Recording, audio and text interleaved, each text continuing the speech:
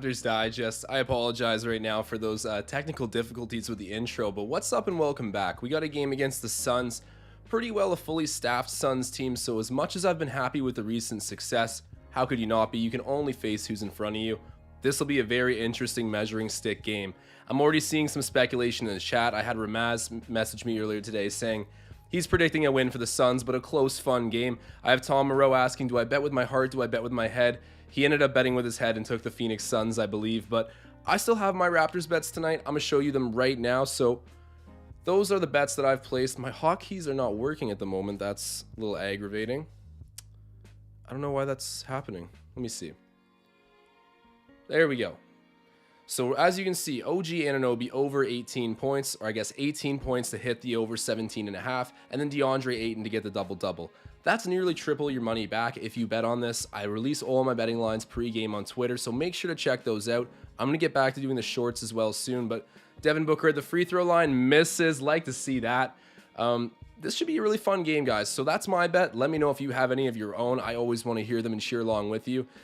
Just not too many Suns bets. All right, guys, let's cheer on the boys. Might be 4-0 right now.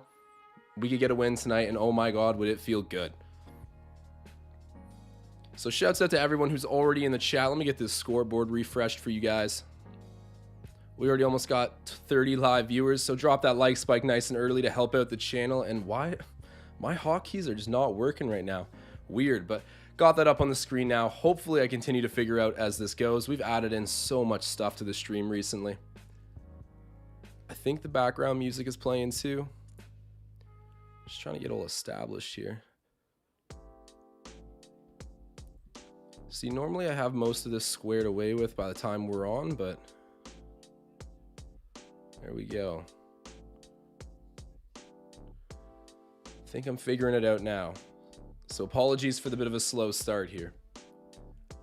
Tom Duke saying he's got Raps, but plus 4.5. So for anyone who doesn't understand gambling, the Raps win, he hits that bet. They lose by 4 or less points, he also hits that bet. So I like the confidence there.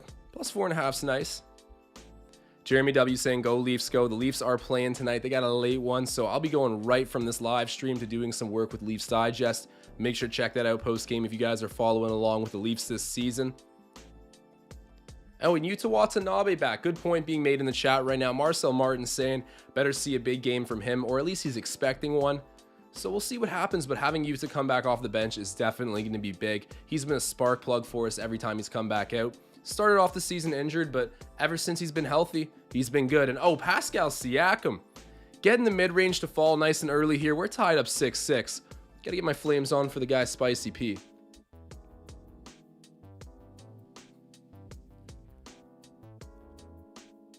We already got Tom M, Mike Kamina, Ayo Gorman, Susie's in the chat too. Mustafa asking, yo, how are you? I'm doing well, Mustafa. He's always checking up on me. How about yourself? And then Marcel, of course. Tom Duke, Magnetic Knowledge. And the list goes on. Diljeet's in here too. Shouts out everyone who's been loyal to this channel. We appreciate you guys so much. I posted that Zach Edey video the other day. Got some mixed reviews. I think everybody enjoyed it as a watch. You get to hear about a great Canadian player. A nice spotlight for him. Raptors in transition. Nice little reverse corkscrew dunk for OG. All right, man. You guys know I have that bet on OG. Bring me my money. I want to see it. Shouts out to OG Anunoby elevating and getting the flush. But I made that video on Zach Edey. A lot of people not thinking it's likely to happen. And I get it. It's not a sure thing. This is all speculation. Maybe I'm making a narrative myself that I want to push, but it's clear that this team's already pretty well carved out. So to get a guy who could literally be like the next Boban Marjanovic, but younger and a little bit more dynamic, I mean, that wouldn't be bad. And OG Anunoby. The 3-point bucket. The animations right now. I apologize, guys. I gotta get the flames on for OG. I don't know why it's so delayed at the moment, but OG Anunoby coming out hot right now. 5 points for OG to open up the game.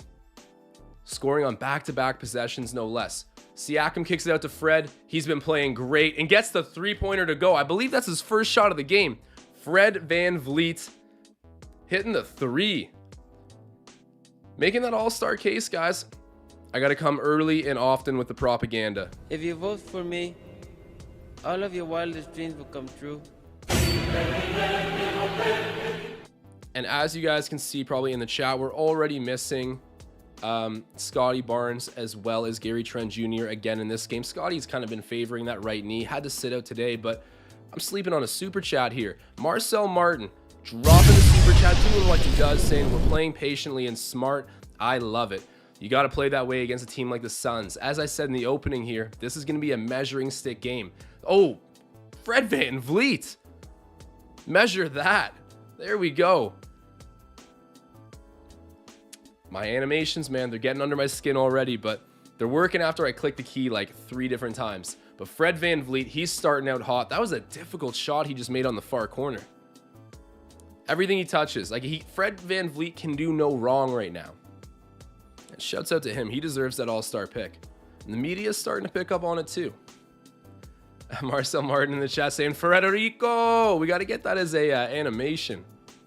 CH saying Fred's going to bust lights out with that shot arc. He was actually, I think it brushed the championship banner before going in there. Fred VanVleet, like, so impressive.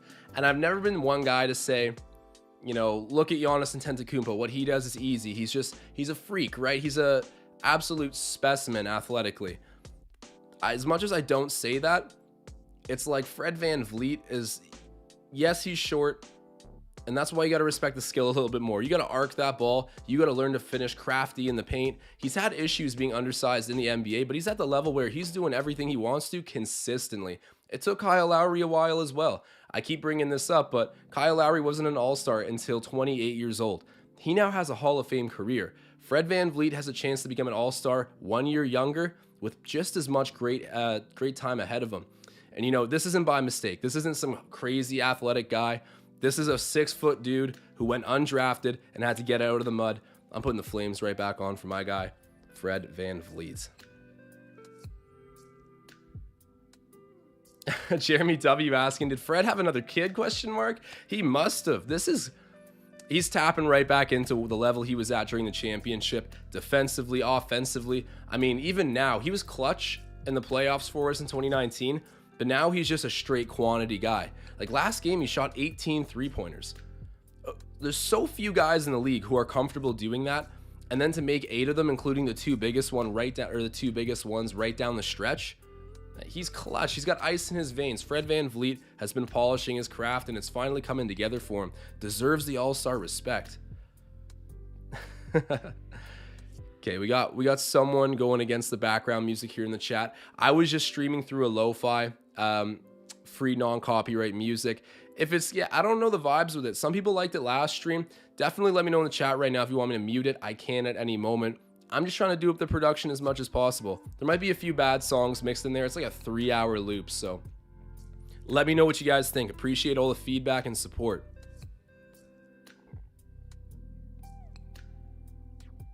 Oh my god, man, it's Chris Boucher's birthday.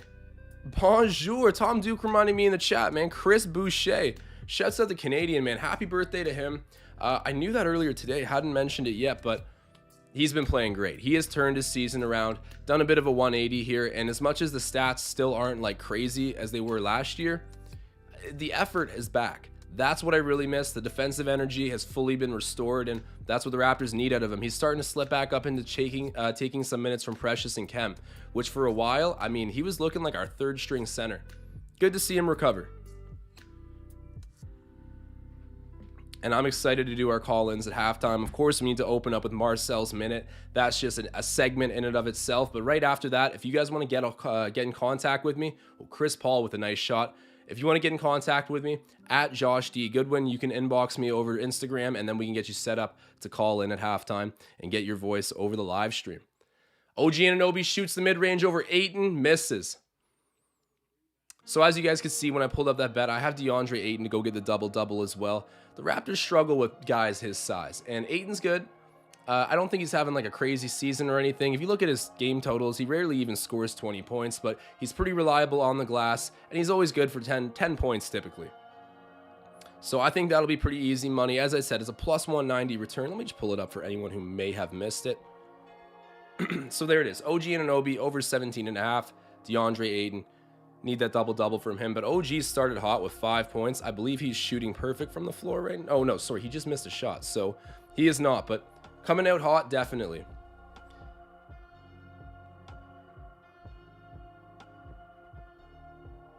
Sarit in the chat saying, you are insane, Josh.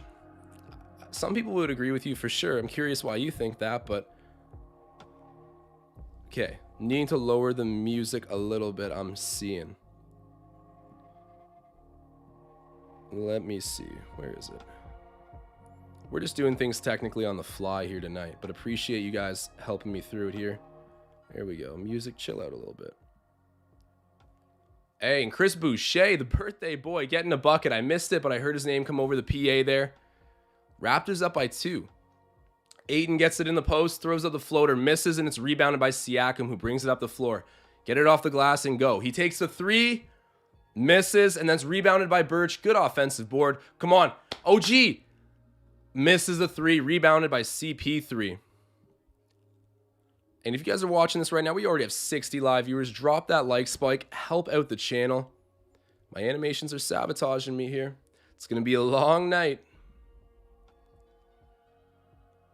Jeremy W. asking, Josh, can you do polls? I can do polls. Give me a good question to throw in the polls. I'll do that for you right now. Buster saying we needed Scotty tonight. He can guard Ayton if he gets switched on him. You're right, but that's the beauty of our roster, man. We got a few guys at Scotty's size who are pretty versatile defensively. I mean, for a center, Kem Birch can switch. Obviously, OG can switch. Pascal Siakam is the king of switchability on defense. This whole team is positionless for a reason, right? We don't have that big 7-footer to get the traditional lockdown matchup for Ayton. I mean, Zach Edey's a work in progress. We'll get him this year in the draft, but until then, I think doing it by committee with our positionless, really long, rangy team, you know, it can be done even without Scotty in the lineup. But of course, I missed the rookie. We could tell he was favoring that right knee last game. And that game, last game was a little bit too close for comfort there. But hey, we got the win. We are rolling right now. We've been so much better on home court, even though there's nobody in there. I just like to see that home record look a little bit sharper than it did at the beginning of the season. That was ugly. Oh, beautiful pick and roll. Oh, man. Precious Achiuwa and Pascal Siakam. I love to see that. We don't have a lot of interior passing chemistry on this team. All right, I shouldn't say that. The pick and roll isn't always there, but getting it to go and getting it to go pretty there is Pascal to Precious. Love to see that. There we go, Tom. Our guy Precious is finishing in the paint. The floater game is locked in. Tom Duke saying, love this lineup long. Oh, okay. Jeremy W saying poll is music or no music. You're right. I got to ask the people this.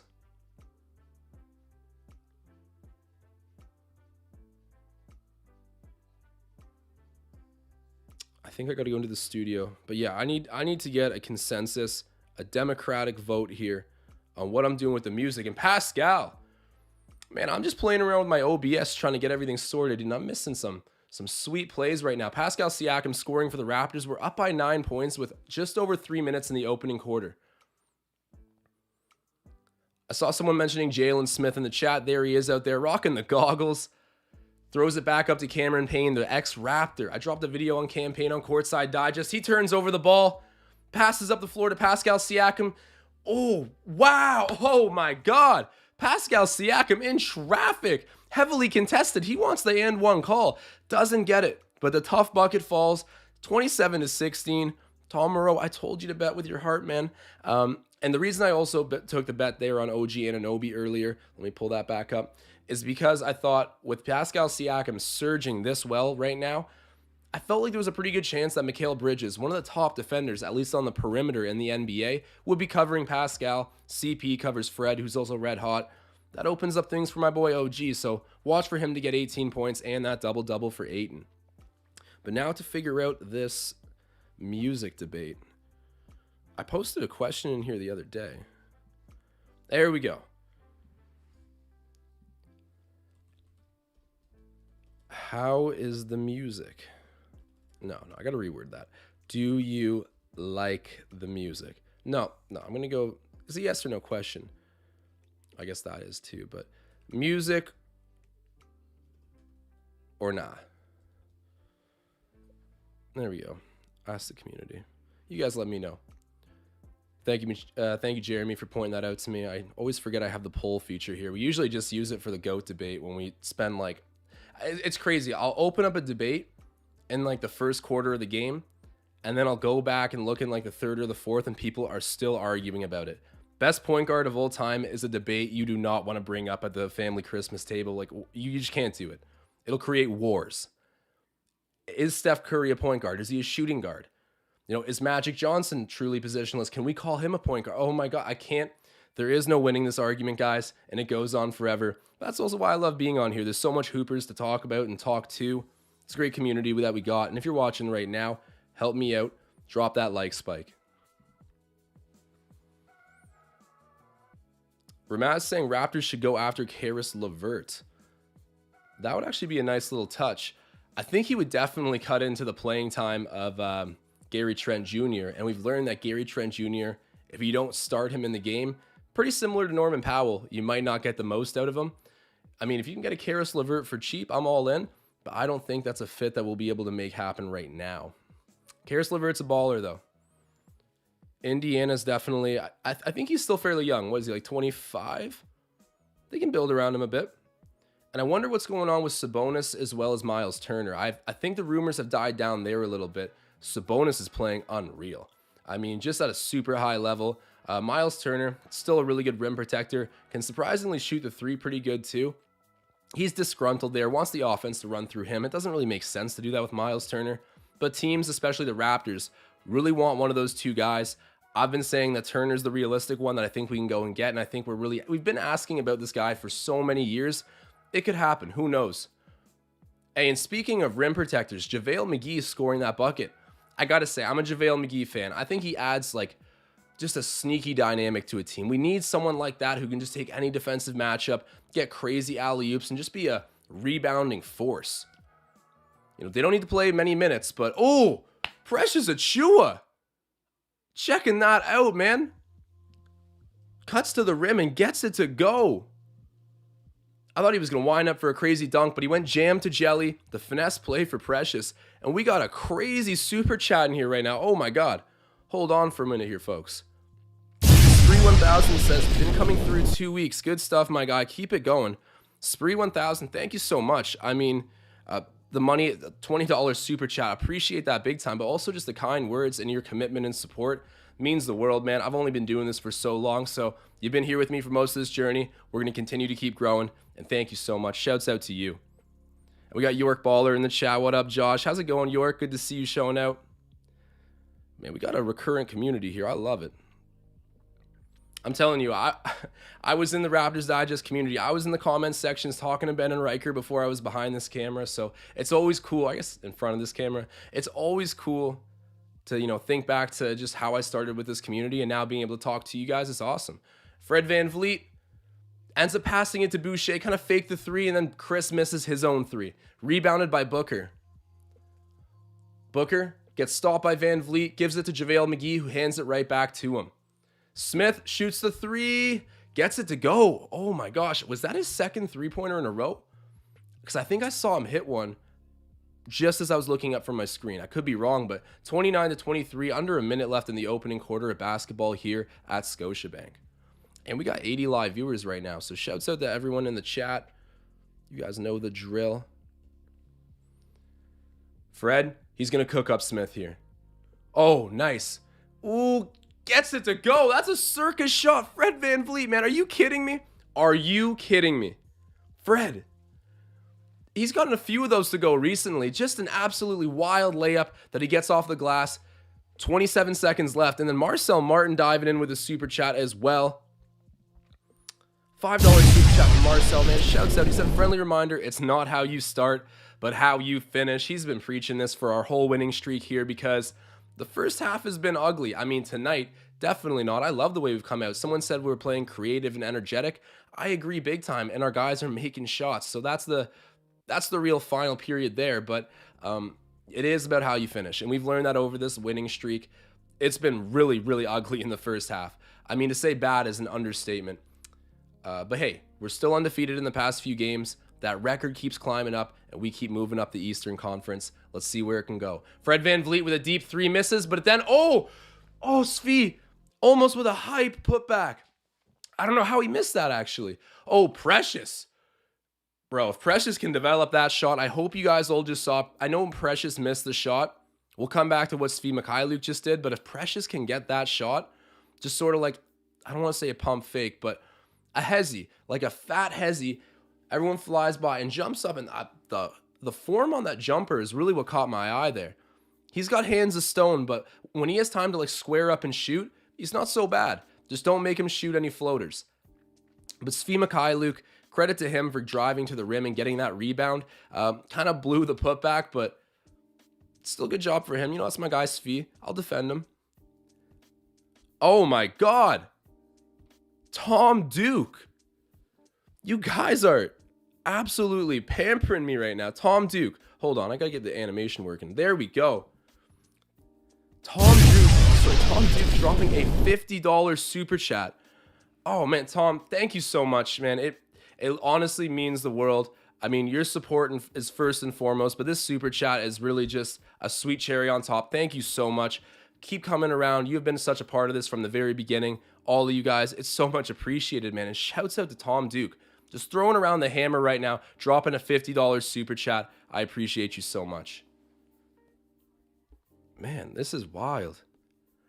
I got to look through the chat here a little bit. I think I might be missing some comments, but man, you guys, unreal. Thank you so much.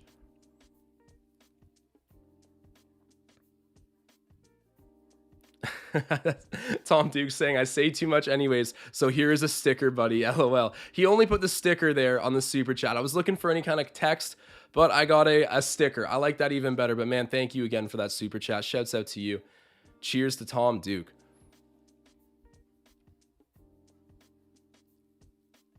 And yeah, people were saying that was so Cool Cat. I almost said Cool Cat Taco, but Cool Cat in the chat saying that was goaltending, man.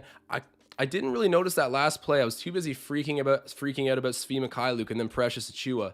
But yeah, the Raptors players look pretty upset there at the end of the possession. So maybe a goaltending call that was missed. I'll let the chat be the judge of that. But here we are, end of first quarter. I'm very happy with that. Let me go over the box score quickly.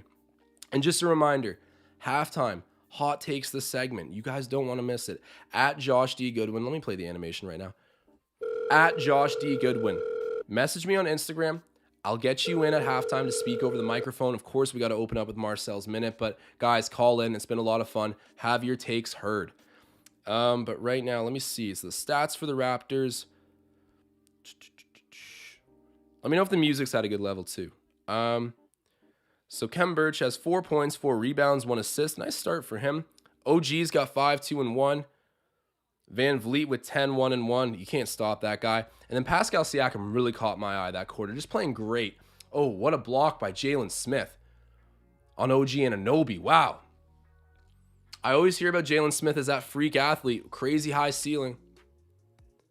You know, not a superstar or anything by any means, but just a guy who can be a very vied after rotation piece in this league. And his athleticism is clear. Blocking OG there. That was a crazy athletic block. But yeah, Siakam already with 4 assists. Yeah, 6, 1, and 4 in only 9 minutes. Boucher 2 and 1. And then Achiuwa's got 4 points in 4 minutes. So nice first quarter for the Raps. But let's end this half strong and let's go out in the second half and put the nail in the coffin. JaVale McGee's got it in the post. He's covered by Precious, but kind of cooks him there. That's that 7-foot size difference. McGee just shot that right over Precious. He did his job matching feet on the baseline, but you can't do much about that. Pascal Siakam takes the pick from Boucher. Stopped by Crowder. Jay Crowder gets handsy, gets a steal. Almost, but Siakam saves the ball to OG. Get that 3. Oh, man, the broken play to the 3-point shot by OG Anunoby. That's what I'm talking about. Where are my Flames? Come on now. There we go. OG Anunoby. Shouts out to him, man. Connecting on that 3-pointer on what was otherwise an extremely broken play. Cashing in some bet for it. Cashing in closer to the bet. Let me show you guys what I got. So OG Anunoby, 18 points. DeAndre Ayton, double-double. I've been saying it multiple times a quarter now. I believe that's OG's 8th point, but really nice 3-pointer for him. I think he's 2 of 2 from 3-point range. Pascal Siakam playing bully ball in the post, knocking over Campaign and getting the tough bucket. I have not. Okay, I'm a big Pascal Siakam fan. I've always respected his game and hyped it up, but I don't see him playing like this all too often. This is like a very new and refined version of Pascal. And then a little bit of an off-ball foul there by Precious Achiuwa. Kind of a smart play, but you still end up fouling. He was about to get posted up pretty hard by JaVale McGee, but he ends up pushing JaVale away from the entry pass. Refs whistled that down pretty quick. 36-25. We got an 11-point lead, just under 10 minutes right now until halftime. Landry Shamet throws it down to JaVale McGee. Shamet's a sneaky good player. Jalen Smith drives and gets blocked. I couldn't tell if that was Chris or Precious, but either way, Raptors defenders converging and getting the block. Svi Mikhailuk, pump fake, gets swarmed, and wow, what a steal by Jay Crowder. And then, that was impressive. That was really impressive. Wow, Jay Crowder just making a gamble and paying off, and then a smooth up floor dribble. Pressure on him, gets the finish. Sweet two-way player. Chris misses the three-point shot, rebounded by Shamet. Hey, we got 100 people in here. If you guys are watching this, drop that like spike, show some love. It's always appreciated. York Baller is saying, Svi, come on, man. I mean, I can only defend Svi for so long. I really can. OG misses. And then, okay, perfect. Precious Achiuwa gets the offensive rebound. Both of our centers were fighting for it. And Pascal Siakam gets fouled. There we go. He's going to be shooting too. Doesn't get the bucket, but he will be on the charity stripe. And he's been shooting a good rate there too. And we got another super chat. And who else but Marcel Martin?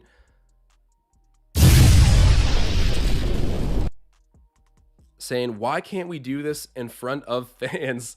Exclamation point. Well, you know what? We did just get healthy. Well, I mean, I say that actually with Gary Trent and Scotty out of the lineup, but you get what I mean. This winning streak, it's largely reflective of the fact that our lineup is back. We've had some time to integrate some chemistry, so you gotta pray that the fans are rewarded when they're back as well. But Marcel Martin, speaking the truth, the home record before this was like 2-8 or something. I don't even know. It was atrocious. Someone give me the stat on that. But Marcel Martin, shouts out to you for the super chat. I'm excited to go back and see this Raptors team play. I was supposed to go see their game against Chicago, and it was like near court side. It was actually my brother's girlfriend's dad who had a work connection that was going to hook us up with the seats. And it's like right behind the super fan. I'd never seen a game that close. So I was going to have right behind the bucket, and it gets canceled for COVID. I was so bummed out. But then I got COVID, and I was like, okay, I'm kind of happy the game's not happening anymore. Otherwise, I'd be going crazy watching them at the game from home. So a lot of COVID going on during that time, but that's all in the rearview mirror now. Hopefully, myself and anyone else who's a fan can get down to Scotiabank at some point to check it out. The team has come back to life, and Jay Crowder with a 3-point bucket. He's a hired gun in the league. He impressed me so much last year in the playoffs. Big reason of why they could push it all the way to the NBA Finals. Magnetic Knowledge saying, like Spike for Boucher's B-Day, and Josh, because Magnetic said so. I mean, you guys heard the man. Come on. The animations are driving me nuts. There we go. Got it to go. Susie saying the Raps are locked in. Even when we're having broken plays, we're bailing ourselves out with made shots. So that's awesome. Oh, and Bismack Biyombo on the court. Everyone liked that. Everyone likes to see Bismack Biyombo in the NBA making a difference. And Fred VanVleet cooks him for a mid-range there, creating some beautiful separation, shoots over the shot block, and gets it to fall. Fred VanVleet, you guys know what to do. If you vote for me, all of your wildest dreams will come true.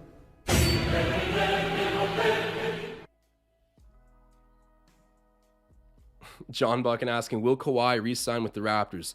My guess is yes.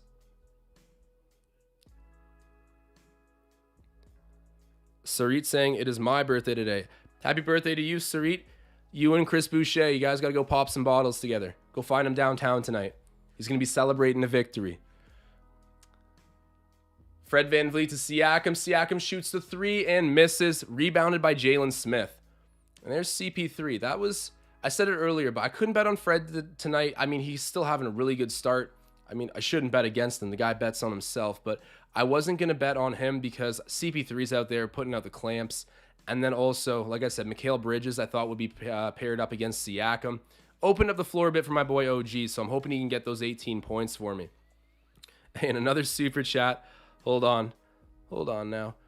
Marcel Martin throwing out the happy birthday wish at the moment to our guy Sarit, saying, happy birthday, Sarit Matsuri. Marcel Martin just taking care of the community here, dropping super chats in honor of other people. He's the best, guys. And shouts out to you, Sarit. Hope you enjoy your birthday. Spend it with us, man. Spend it watching the Raptors go in and getting a W.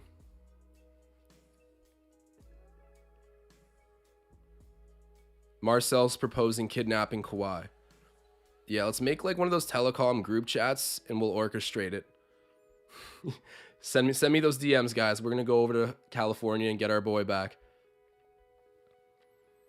Actually, who needs him now? We got Scotty Barnes.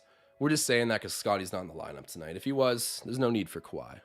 We got the next Kawhi.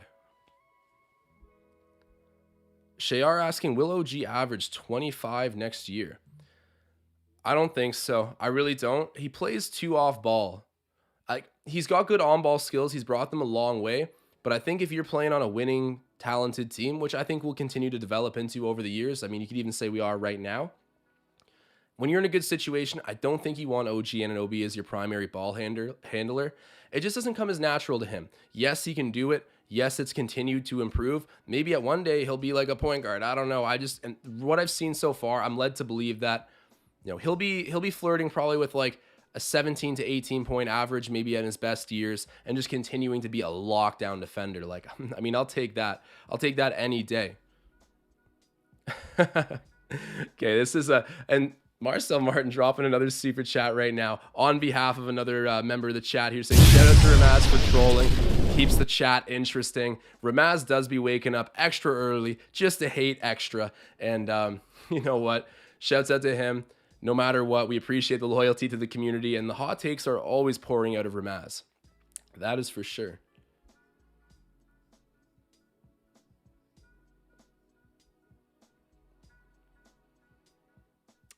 Tom Moreau saying, didn't Wilt the still average 51 season?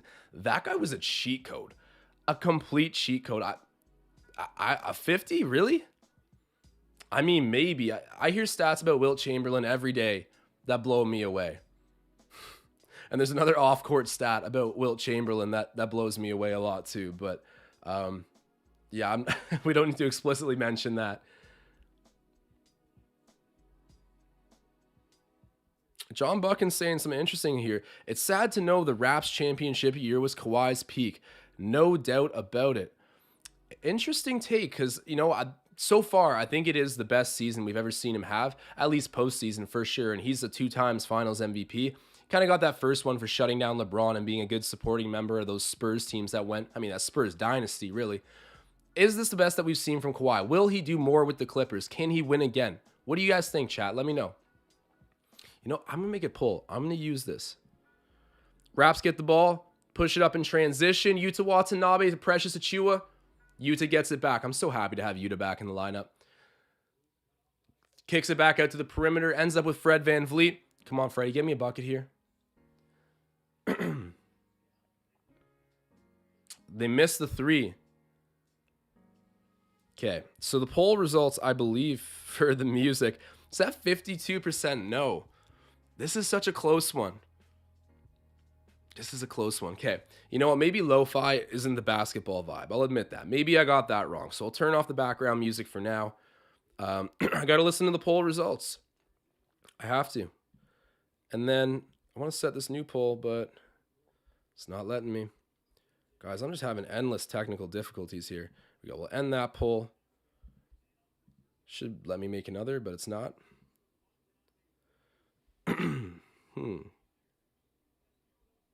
There we go. Has Kawhi has Kawhi peaked?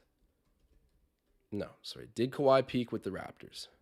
Let's be honest here, guys. I know we're going to get some homer answers, but do you think Kawhi could go on to, maybe go to like 2 or 3 more NBA finals, pick up another championship, add on to maybe even win an MVP at some point? Is that something that Kawhi can do in the future? Did Kawhi peak as a Raptor? I'm asking this to Raptors fans. I know the answer I'm going to get.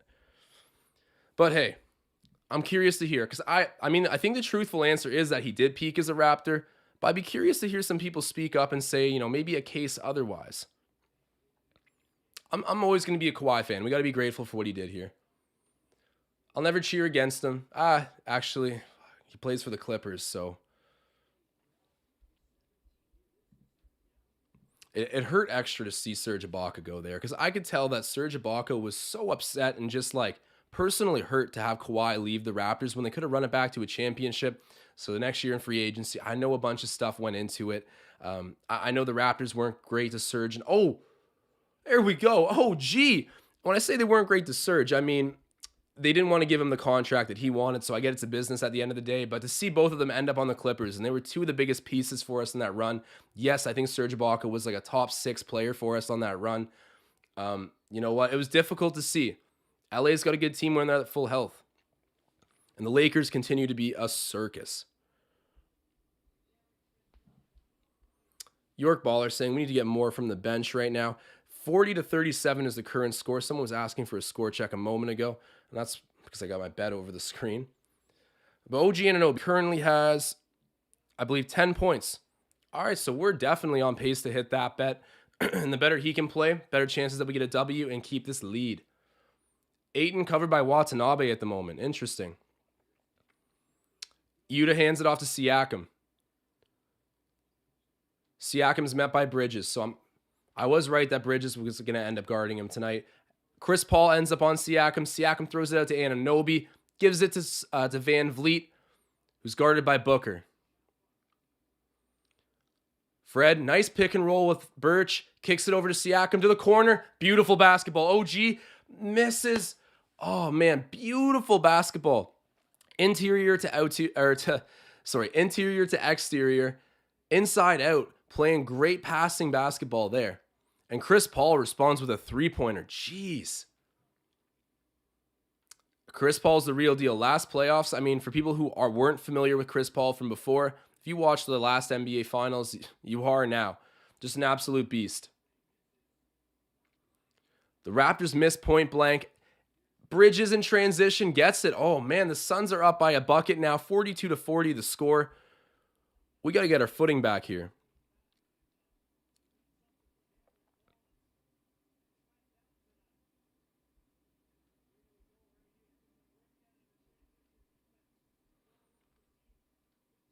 Just looking through the chat here. Tom Moreau confirming that Wilt Chamberlain averaged 50.4 points in 1960-61 season. Yeah, guys, he was superhuman. It's so cool when they have those colorized or recolorized old footage of Wilt, because he just feels like a myth, It's always this black and white grainy footage, and everything is just so, I mean, he's literally bigger than anybody else by a large margin, and his numbers were just ridiculous. The aura of Wilt Chamberlain seems like mythical, but it's very much so real. 50.4 average for points per game in the 1960s.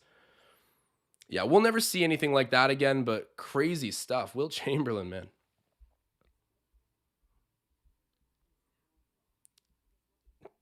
Marcel Moreau saying OG the cash machine. He is tonight.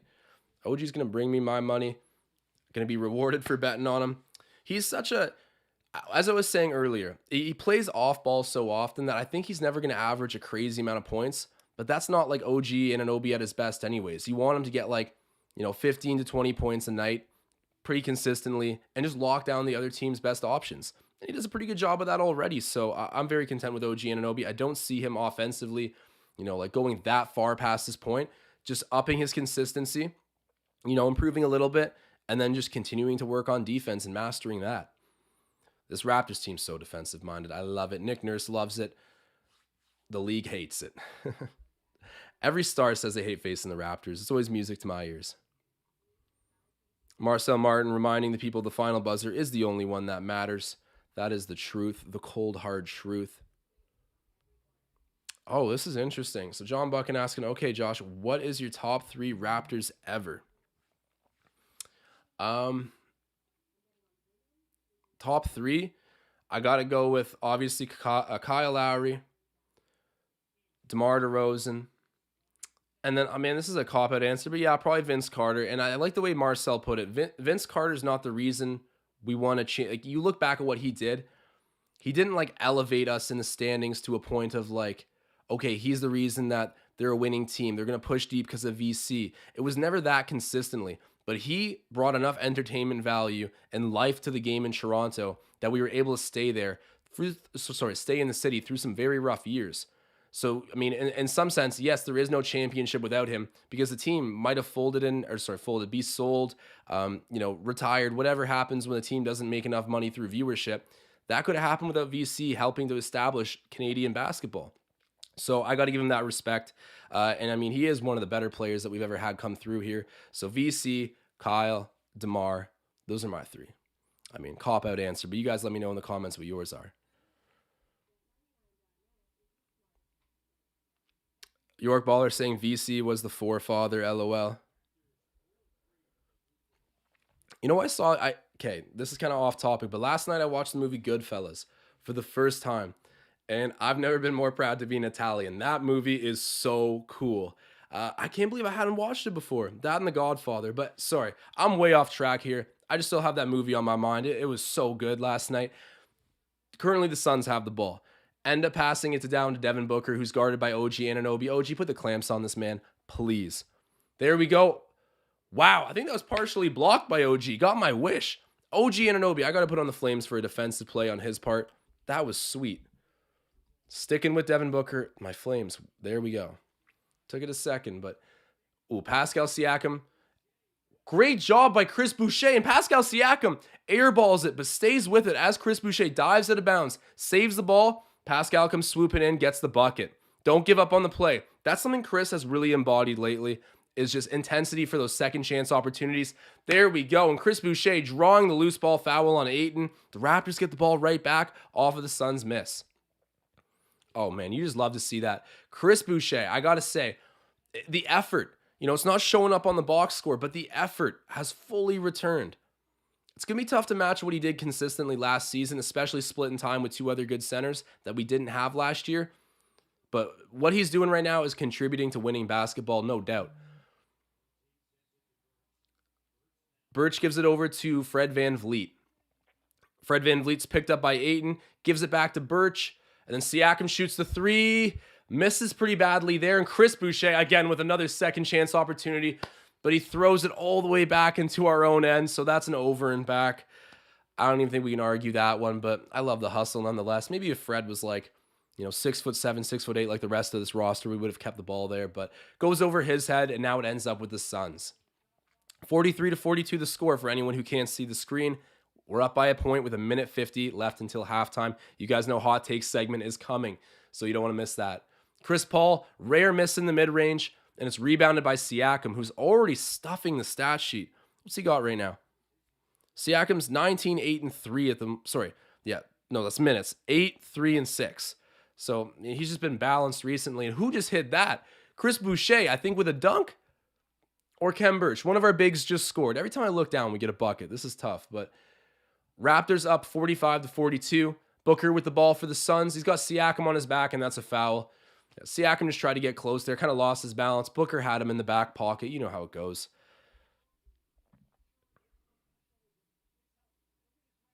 Taga hopping in with the go, Raptors go. And Graham taking note of Chris's hustle. That's been the biggest difference. Of course, I wish he was shooting like, going, I guess it was like 3 of 5 most games last season from 3-point range. He was lights out, but it's tough to hold him to that standard forever, especially if he's not going to be playing like 30 minutes a night. Now we just want to go in there, provide energy, play hard defense, get those cleanup buckets, and that's exactly what he's doing. Fouls on Devin Booker here, or we foul Devin Booker. He's shooting 2, takes the first one, misses. There we go. I like that. I'm going to take this time right now to remind you, before we go into halftime, help make the case for Fred VanVleet to be an all-star. If you vote for me, vote him in. This man deserves it. All of your wildest dreams will come true.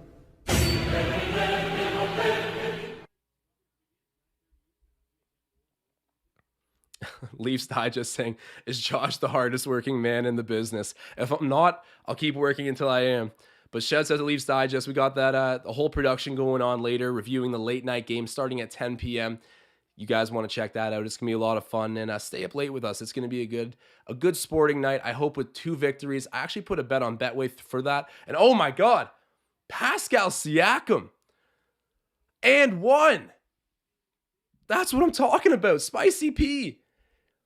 Man, he is just playing through contact, which I used to criticize him for not being able to do. Hitting open mid-range shots, which I used to criticize him for not being able to do. Rebounding the ball. There's just... yes, he gets turnovers a fair bit, but even those have kind of dried up recently. Pascal's playing the best basketball of his career, in my opinion, in this stretch. Is he playing the most important portion or stretch of basketball? No. I mean, he was great on our finals run.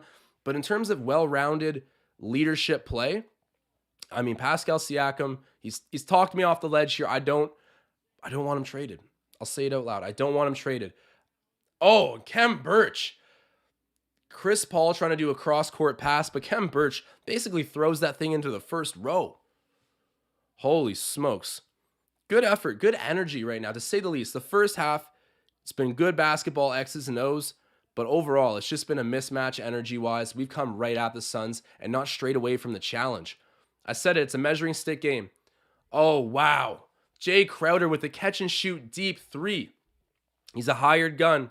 You don't want to leave that man open. Nines knocks it down. Fred VanVleet with the ball right now. Hands it off to Pascal Siakam. So there's about a 6-second difference between shot clock, oh my God, shot clock, game clock. I can't speak right now, guys. Forgive me. Pascal Siakam just missing that mid-range. It just rolls out off the rim. Throws it up the court to Chris Paul.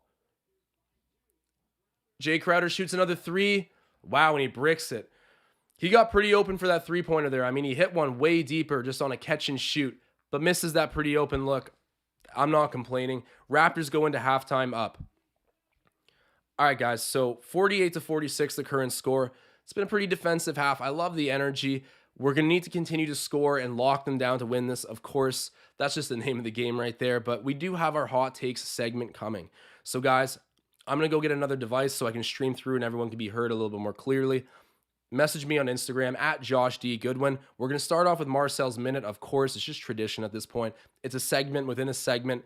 So stay put for one moment, and I'm going to get right to the calls and have you guys give your takes over the microphone on the live stream. If I can even get this animation to load. There we go.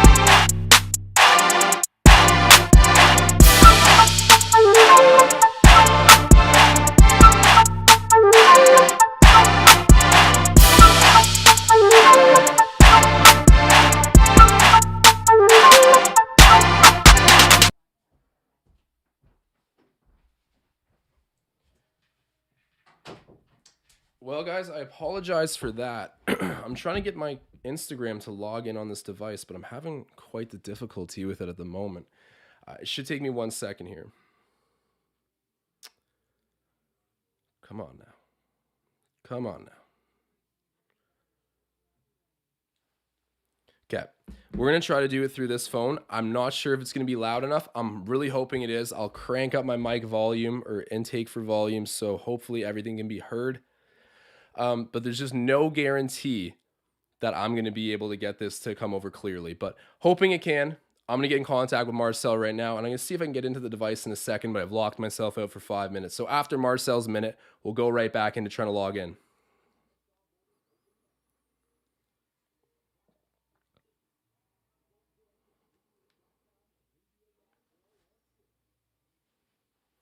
Ringing up Marcel as we speak. If you guys are listening to this right now, drop that like spike. Marcel, you there?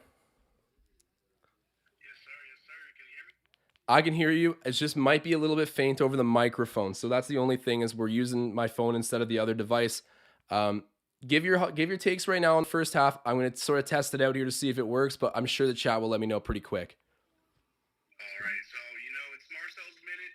I don't want to take up too much time, but I got a little small list of things I want to talk about. I was busy getting my medicine from the drugstore before I could, really watch most of the game, but I was tuning into the live stream the entire time, so I caught what was going on. And from what I could tell from you narrating, Josh, this team's playing great team basketball.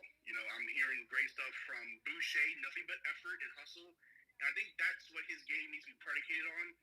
I think last season we saw a lot of good stats from Boucher, but this season we're seeing a lot of good effort and hustle and a lot of good plays that are helping us on both ends of the ball, and I love it. Utah and Kim Birch are really surprising me so far. Nothing too crazy, but just those small things that equal to big buckets. That's what I love to see, and they're doing it. I got to be the first one to say it on live. Well, maybe the second because you already said it, but I got to publicly apologize to Pascal Siakam for the slander. This man has been phenomenal the past 6 games. He's keeping it up this game. He's finally, for those haters out there, he's finally playing up to his contract. He's exactly where we need him to be. Let's keep it rolling. Precious has been doing well. A lot of the guys, in the normal rotation doing very well. I kind of want to see more from the bench, though, because we can't run these guys for the next 2 quarters straight. Yeah, no, you're definitely right. The bench was probably the only lacking part of that first half of basketball there, but Chris Boucher's been getting it ugly. I love to see that. And then Pascal Siakam just doing a little bit of everything. But Marcel, I appreciate you calling in so much. I'm going to get to some of the other callers now. Marcel's minute is a segment within a segment. So, bro, thank you so much. We'll catch you in the chat in the second half. Of course, 1 second, though. I got something else I want to say real quick. Yep. Just want to give a shout out to my man, Paul Blunt. He's been out for a minute. I've been checking up on him. Don't want to say too much. Just want to give him a shout out. Hey, man. Shouts out to Paul Blunt. He is one of the loyal followers of this channel, and Marcel giving him a personal one there. So thank you, Marcel. Appreciate you calling in. Yes, sir. Absolute gem. Okay. So I'm going to try to quickly log in before going to the next call here. Let me check the requests. I think we're good on the requests. And then I got... There we go. Okay, I got Graham calling in a moment. So give me 1 second to see if I can get in to get you some more quality audio. This has been a technical work in progress the whole night. So guys, I apologize, but trying to find things to work the best here. I hope the audio was decent on that. If you guys are... no one in the... Okay, Susie's saying couldn't hear Marcel. Jeez. All right, I got to figure this out.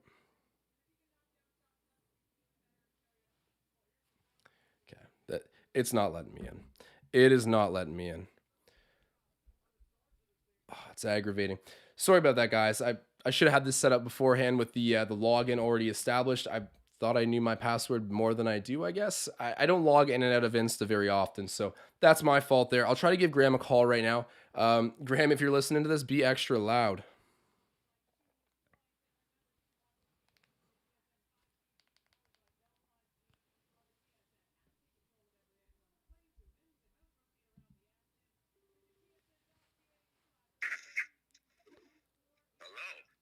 Graham, how's it going? What's up, man? Nothing much, man. Just taking in some winning basketball right now. Raptors over the Suns. It's been a fun one. It's looking couple of cleanups we could use.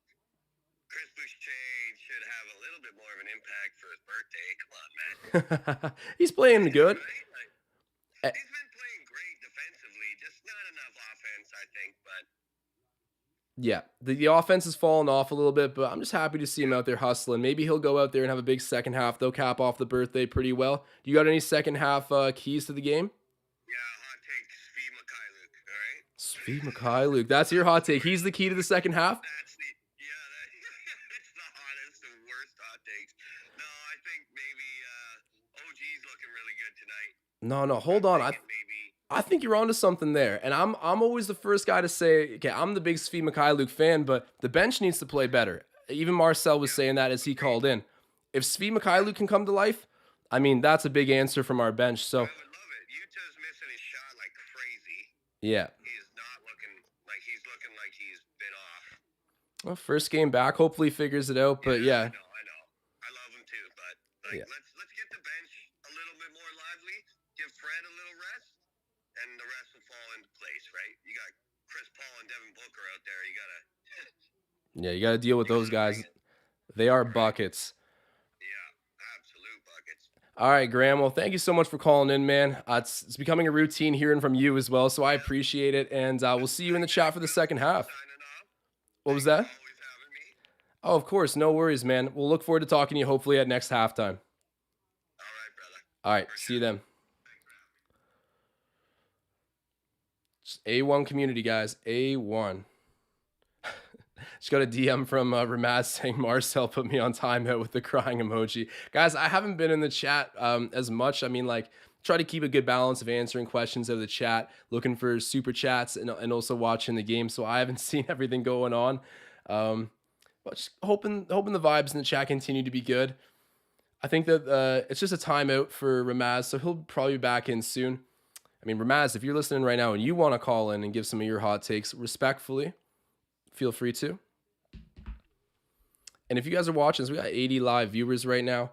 Drop that like spike. Oh, and there's Ramaz. He's back out here now. The hot takes, man. Who else wants to call in? Anybody else down to call in right now? Let's see. Checking the DMs, but I'm not seeing anything at the moment.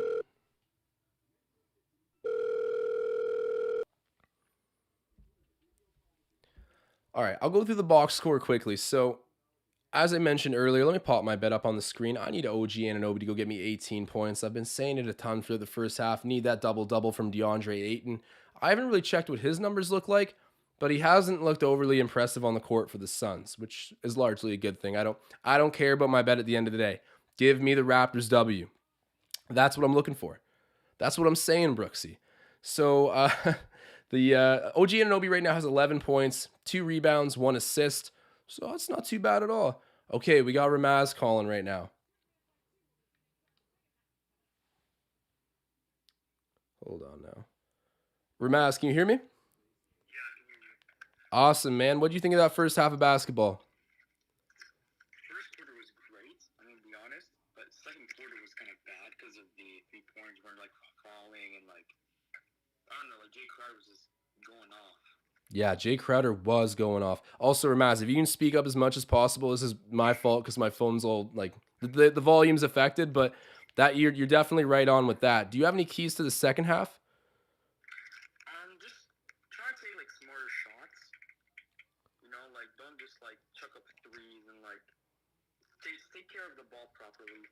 Yeah, I agree with that for sure. I mean, we only ended up with 48 points, so getting a little bit more offensive production will definitely help us win this game. OG Anunoby bailing us out on a lucky shot there as well from 3. Not lucky, but, not the shot you were looking for. But Ramaz is saying some smarter shots. That's going to be the key to the second half here. Ramaz, you were saying it's going to be a Suns victory tonight. You DM'd me that earlier. Are you still on that kind of energy? No. I like it. Okay. So we talked Ramaz back onto the Raptors bandwagon, man. I appreciate you calling in. Hopefully hearing from you again at another halftime soon. Yeah, of course, man. All right, man. I'll see you in the chat during the second half. Yeah. There we go. There we go. So I'm going to take my bet off the screen there. But yeah, pretty good half of basketball there. I mean, throughout the hot takes segment, let me put on the animation again. I pretty much agree with everything that was said. I guess Graham for a moment there said for Chris Boucher, he'd like to see more out of him on his birthday, which, big offensive performance would be awesome, but I I refuse to criticize the slim duck at this moment. He was a shell of himself earlier this season. I mean, forget about the offense. Forget about it. Just defensively. And that was kind of Chris's shtick anyways. He was a DPOY in the G League. I mean, an MVP in the G League too. But the defense, I'm sure, is really what got the Raptors interested in keeping him around and signing him to this contract. He's in a contract year 2. He's going to be a UFA. There's so many things lining up right now that, it's a crucial time for Chris to go and play well, and he wasn't whatsoever. And I'm happy that the intensity's back. That's the main adjustment. He's just gone out there, fought for second chance opportunities.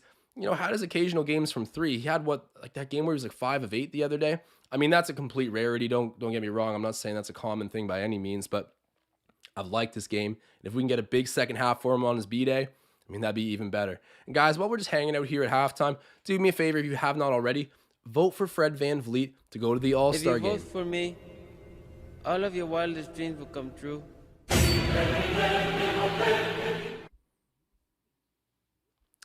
John Buchan in the chat saying I bought an OG's hoodie. Thank you for supporting. I mean, we're having that follower giveaway. I'm kind of getting sidetracked here, but shouts out to John. I got this one on right now. It's a very similar design. I mean, essentially the same design to the one that we're doing for our subscriber giveaway, which happens when we hit 22K subs. Guys, we're like less than 200 subs from getting to that point. So, I mean, thank you to everyone who's already subscribed, liked, and helped our content. But if we have any viewers in here right now that have not already, man, go drop that subscribe button. Make that happen sooner for us. It's so appreciated. And we're excited to gift you a one-of-one piece of clothing if you so happen to win this giveaway. I promise you, we're doing this completely transparent. We'll do a raffle throughout the names. And, it'll go to the rightful winner in that complete anonymous raffle. So appreciate you, John. Marcel Martin saying he's got his Raptors Digest hoodie too. Get your merch if you guys have not already. It's always appreciated. Joel writes saying I own Josh's home. That's kind of scary. But shouts out to Joel in the chat. And if you guys are watching this right now, drop one more like spike before we come back to play because it's happening right now. Hey, and we got another super chat. So let me load this up here. Magnetic Knowledge saying Magnetic's Mouthful and Marcel's Minutes. My first super chat, man. Shouts out to Graham. Magnetic Knowledge. He's been such a good presence here. And of course, getting on the airwaves as well at halftime. Man, I appreciate you. I appreciate Marcel. All you guys have been great. And shouts out for the super chat. Missed shot, but we get the offensive rebound, but stripped away by Chris Paul. Man, he's got good hands. And transition, Bridges, intercepted there by Anunoby. Great defense. Love to see that. I haven't done my defense to offense. D to O. I haven't done it yet this game, but I hope the Raptors get me to do it soon. Fred VanVleet pump fakes the 3 as Bridges closes out, kind of dribbles right into trouble there and gets it stripped by Chris Paul and immediately fouls him. That was an ugly sequence by Fred VanVleet. His game has been A1 recently, but trying to do a little bit too much there. Joel Wright asking, could we get some Suns merch? Yeah, we can. Well, I'll get that right on the way for you, Joel. So Chris Paul with the ball, hands it over to DeAndre Ayton, who's guarded by Khem Birch, ends up with Devin Booker, the wannabe Kobe Bryant. We don't need to go there, but and then DeAndre Ayton getting the bucket. Actually, that might be good for me because I need the double-double. And just a rewind for a split second, like what did he just say about Kobe and D-Book? I hate how much D-Booker tries to hype up the I'm like Kobe thing. It's like just stop trying to be him. And I mean, of course, model your game after certain guys and all of that. But I just think that someone said, oh, he plays like Kobe. And remember we went to Staples Center and he stared at the Kobe mural for a straight up. It's like, bro, you were in here 5 hours ago shooting. You could have had that moment before it was full of people filming you for viral videos. It just seems like it was for attention. Maybe I'm a hater. I'm a hater sometimes. I understand that. But Devin Booker, and then that thing where he's like, don't double me at Summer League. It's like, bro, you think Kobe Bryant would ever dare speak those words? He was complaining about doubles at a pickup game. Kobe Bryant wants you to triple team him at the pickup game. And then we got D-Book whining about it. Totally different energies. It was irking me that he was trying to pass himself off as the next Kobe. Truly, the most similar player in the league to Kobe Bryant at this moment is DeMar DeRozan, the former Raptor. Shouts out to him. He's playing like an MVP. Chris Paul with the ball, throws it down to the corner. Jay Crowder takes the corner 3 and thankfully misses. He's been hot. Ramaz says we got to take some smarter shots. We got the ball back on offense right now. Yuta Watanabe passes it back up to Siakam, who's just had a very great half of basketball. Let's see what he can do here in the third. Goes up and wow, just outweights DeAndre Ayton, who jumps up for the contest, and then Siakam just putting it right off the glass and getting the easy two. Spicy P's playing great. Marcel and I both eating our words on this live stream right now with all the slander we've given to Spicy P. Of course, he was down for a while, but he's just gotten right back up, and I respect that a lot. And Jesse just subbed to our page. Jesse Damone, thank you so much, Jesse. I appreciate this so much. Getting closer and closer to that giveaway, guys. I swear, we're doing it completely straight up, fully transparent. Anybody could win, whether you were here at, 1K or 22K. Everyone's got the same shot, so appreciate all the support. Right now, the Suns are up 51-50 on the Raptors. Basically 9 minutes left to go here in the third quarter. The third quarter, I hate to even bring it back up. I don't want to create some bad juju here, but the third quarter was an issue for a long time in the early going of the season. It's largely a thing of the past now, but I'm going to knock on wood in case. From tip-off to the final whistle, it's got to be a good effort. Fred VanVleet, gorgeous move, but ends up missing the bucket completely. Switching hands in midair, getting up a decent shot, doesn't get it to go. Ends up being a turnover there. I believe it was actually a shot clock expire, which is why it's a turnover, but my volume is down on my TV so I can commentate the game. And we got 80 live viewers. If you're watching this right now, do your thing. Drop that like spike. Chris Paul brings it up the court. Shoots the mid-range. Wow, gets it to go. That was clean. They're up by 3 right now. Siakam gets the ball back. I can see the massive Raptor. Why is that Raptor there right now? Did anybody else just see that? That's the trade Raptor from the game of... Oh, wow. OG Anunoby getting the three-pointer to go. Man, bring me my money. OG playing great tonight. Taking and making, but then at the other end, ends up fouling Booker. Booker misses, but he'll be shooting too. Game is tied at 53 at the moment. Have you guys seen the Game of Zones with the Toronto Raptors where we trade away DeMar DeRozan? It's the Game of Thrones spoof that Bleacher Report was doing. That was the trade Raptor there. Is this a sign? Is someone getting traded? I don't know. But the trade Raptor, I can still see it right there. If you guys haven't checked out that Game of Thrones or I guess Game of Zones clip, go look at it, man. It was clever. They kind of roast Norman Powell a little bit in it, but it's funny. And at one point, I remember there was like trying to illustrate the interactions of Kyle and Masai. And Kyle's like, how could you trade DeMar? It's like, well, we tried to trade you, but they wanted him. I'm like, it's sad because I think that's actually kind of how it went down. But go check that out, guys. It's funny content. And yeah, tie game at the moment, but I believe D-Book is still going to the line here. I don't think he shot his free throws yet. Jesse in the chat saying I got the pronunciation right. That feels good. I'm too scared to attempt it again. Damone. I think I got it right again. I was hesitant, but I think I got it. But shouts out to you, man. Appreciate you subscribing. Matthew Interesting, love the Suns team, but Booker gives me bad vibes. I agree. If I was in the NBA, yeah, okay, I'd probably be inked up and like, just a powerhouse on Instagram and all that stuff. Like, I get it, right? Like, guys like Tyler Hero, Kyle Kuzma, Devin Booker, like they enjoy, they milk the perks of being an NBA player. And I have no issue with that. I just don't like when guys act like they're hard then too.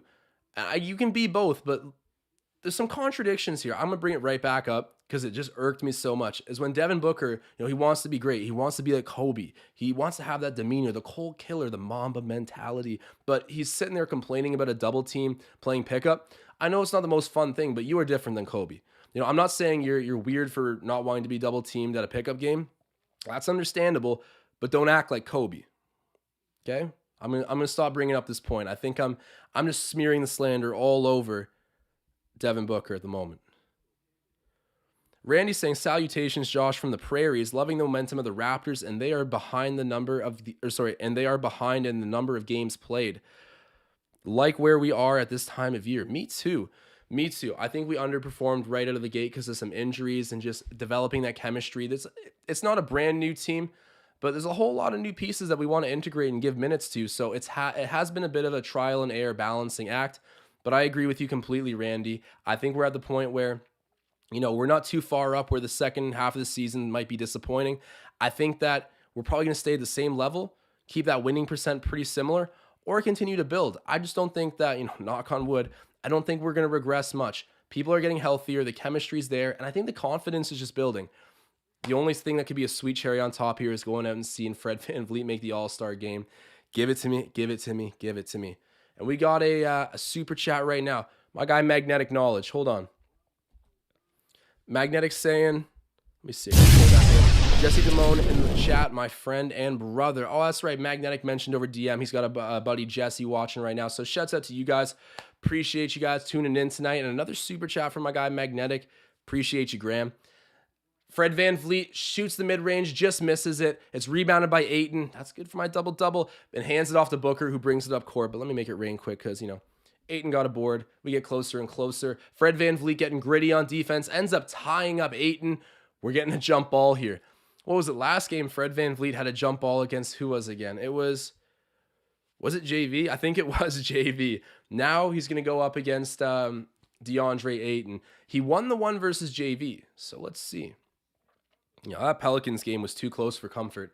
I think the Raptors played well. I mean, first half aside. Overall, net evaluation, I think it was a decent game for them. But man, the Pelicans refused to die. I got to give them some credit. As much as we kind of had our own issues, the Pelicans were persistent and stayed with it all night, so they deserve to be in that game late. 105-101 was the final score of our last game. What's our win streak at right now? I should really know this. Is it like 6? The Raptors, yeah, so 6 games in a row. If we win tonight, it would go to 7 in a row. Just absolutely storming up the East. Watch out, man. Get on the wagon now.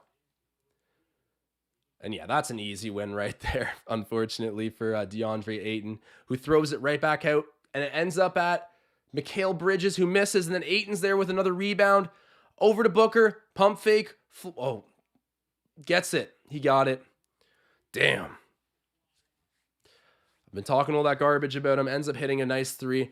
We fell for the pump fake on the first one, but good job by OG Anunoby to come over and recover for Chris Boucher a bit. As I'm congratulating OG on some good defense, ends up turning over the ball on offense. The Suns will get it back. But yeah, the pump fake's annoying when we fall for it, but at least OG right there was good enough to go and support and slide over to his man. Chris Paul goes up in the mid-range. He doesn't miss that often, but misses it again.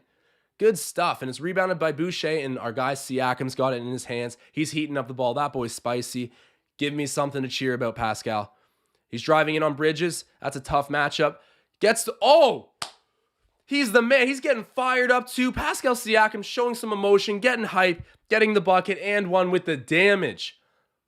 Over Bridges, who's like apparently the best perimeter defender in the NBA. I know Pascal took him into the paint there, but going up, getting the harm and the bucket and the harm. He's playing great. My lips are sealed when it comes to the slander on Pascal. He's got 17, 4, and 6. This shot would tie up the game if he hits it, gets it. There we go. 3-point play complete, 56 apiece, 6:50 left in the third quarter. This is fun, guys. Don't be going anywhere. This game is heating up. Some good defense by both teams. And some timely shot making as well for both teams. We were pulling away from the Suns there a little bit in the first. Not that that was expected to last. And then Ayton right back up on the board. He doesn't get the putback, but he is fouled.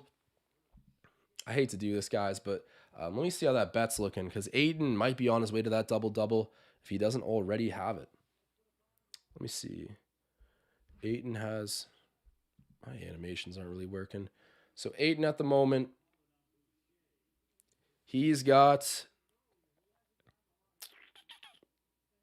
Where is he? There we go. He's got 8 and 6. Unless I got to wait for it to refresh. Maybe they haven't counted that one yet. But at most, he's got 7 rebounds, 8 points. Yeah, so kind of underwhelming. I hate that. I only bet on opposing players when it seems like it's, just a lock bet. Or maybe they're a former Raptor. I just like them. There's usually some reason here. I felt like a double-double. That was probably going to be clockwork regardless of how good we play. Oh, good job by Chris Boucher drawing the foul there and Chris Paul. That was ridiculous. That was like a reverse of what should have happened there. Chris Boucher Quick off the dribble, rises up for the mid-range jumper shot over CP3, and CP3 fouls him. It's weird, man. Seeing reverse things right now. But yeah, I've been hurt a few times betting on opposing players. I think it's just the Raptors gods telling me that I'm not allowed to do that. So if I miss this Ayton double-double bet, which I'll put up on the screen there, you guys can see my bets, plus 190 return through Bet365 if it hits. If he costs me this one, I don't think I can ever bet on an opposing player again.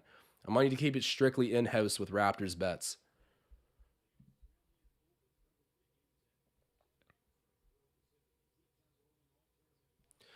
Fanfiction Pop-Tart saying, hey, Josh, where do you see Ayton going this year? Oh, wow. Suns hit a three-pointer there. But Fanfiction asking, where do I see Ayton ending up this year?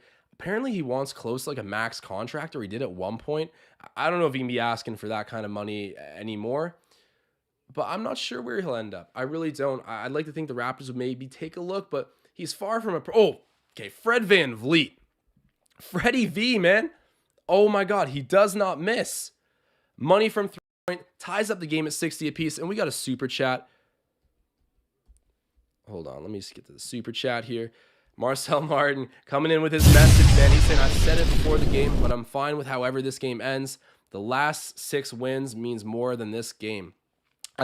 Marcel, I thought you were going to come in saying, it's not about how you start, it's about how you finish. But ultimately, Marcel's saying here that, this team's playing hard. They've played great basketball. We're facing a team that's 30-9, atop the NBA here with the Warriors.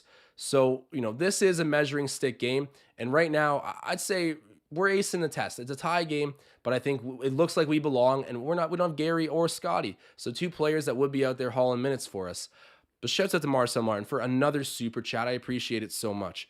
But to get back briefly to what I was saying before, a fan fiction asking me, where do I think Ayton's going to end up?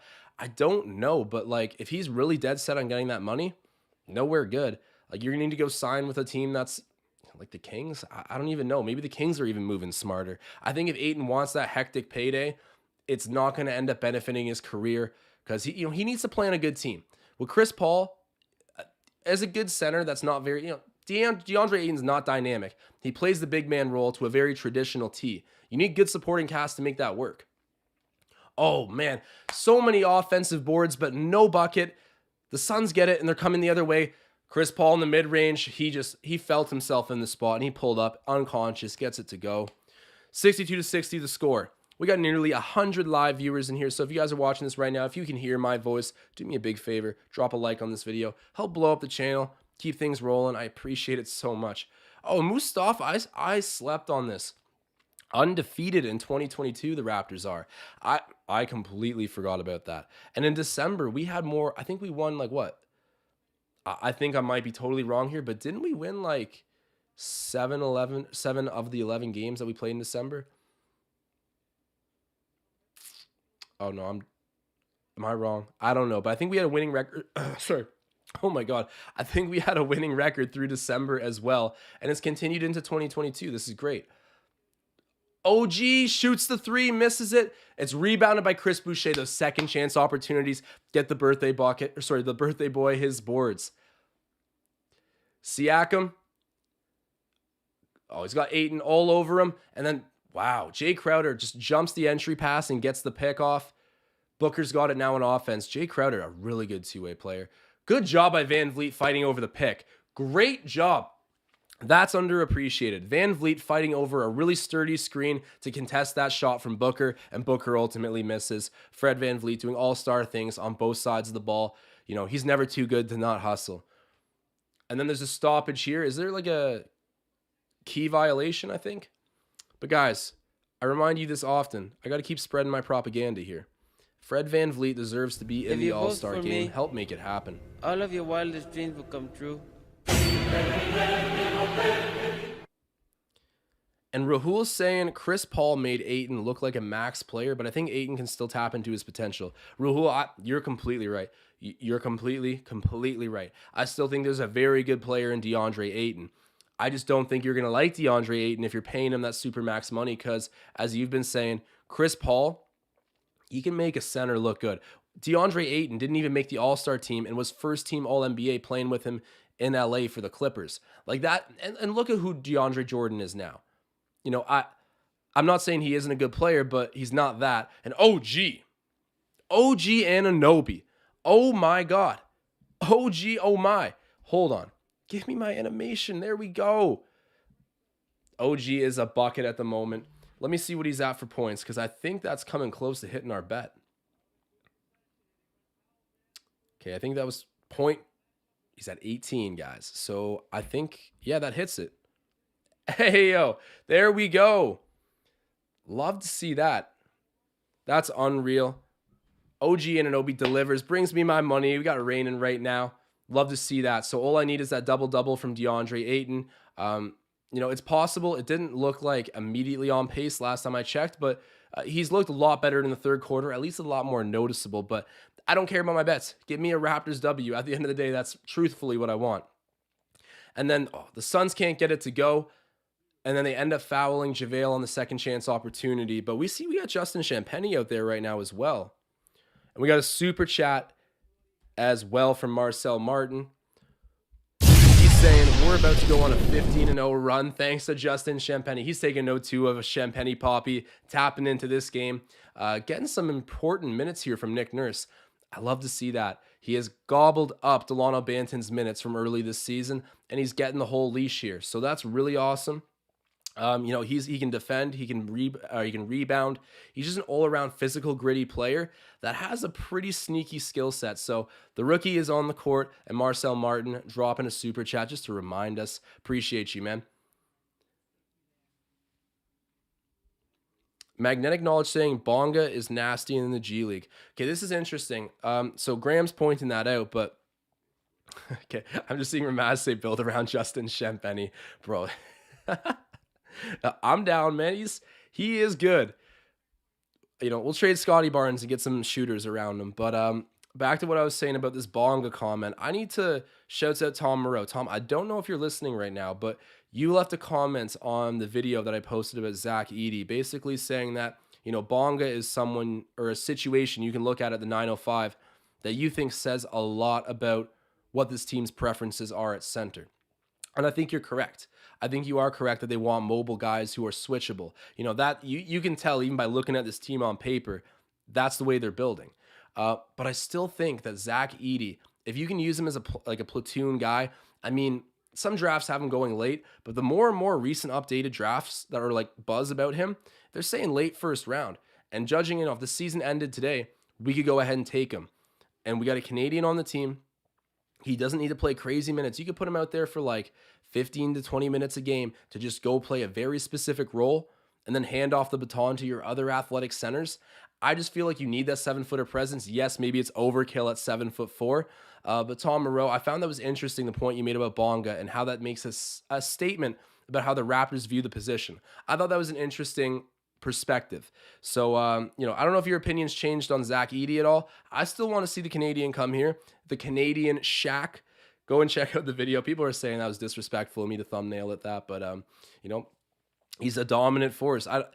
It's not even that crazy. He's like, for his size, he's the most dominant player in NCAA history. So it's, you know, I don't know. Maybe maybe it is a bit of a slander to Shaq, but yeah, Tom, let me know where you're at with this idea of acquiring him. I get your points. I just think that there's still room for him, even with the athletic roster you have. You know, not everyone needs to be that size. It still helped to have a 7-footer. That's what I'm getting at here. Marcel Martin saying, why is DJ Wilson in street clothes my favorite player? Why isn't he in right now? You know, we got some injuries tonight. Shouldn't he be getting some minutes? I would have thought so, but no, he is in street clothes right now. This team's deep, guys. We can't forget about that. Things looked rough, but we still have a very good roster, and it's no Scotty Barnes, no Gary Trent Jr., and maybe, I guess, DJ Wilson's hurt too. I mean, that 10-day contract has to be kind of nearing an end soon. DJ Wilson's got some good style, actually. The whole Raptors team does. Toronto's a trendy city.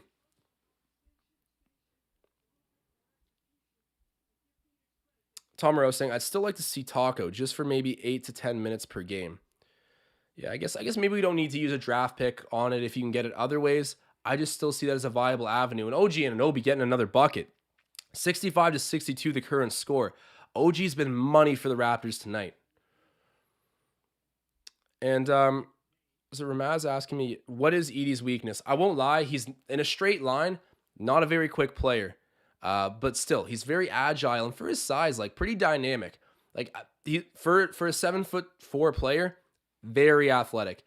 Compared to the other guys on the court, yes, he's going to be slower, but it's a weakness, but still relative to his size, I don't think it's bad. And there we go. Justin Champagnie getting an off-ball foul drawn.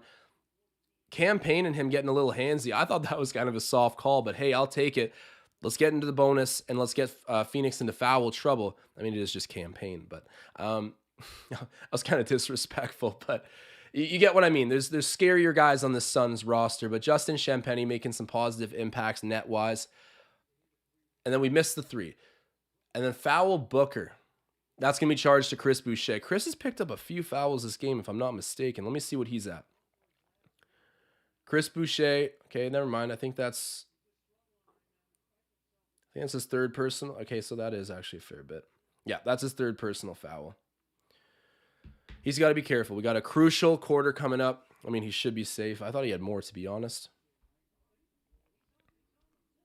Ramaz is asking, so is Edey like Chet, but without shooting?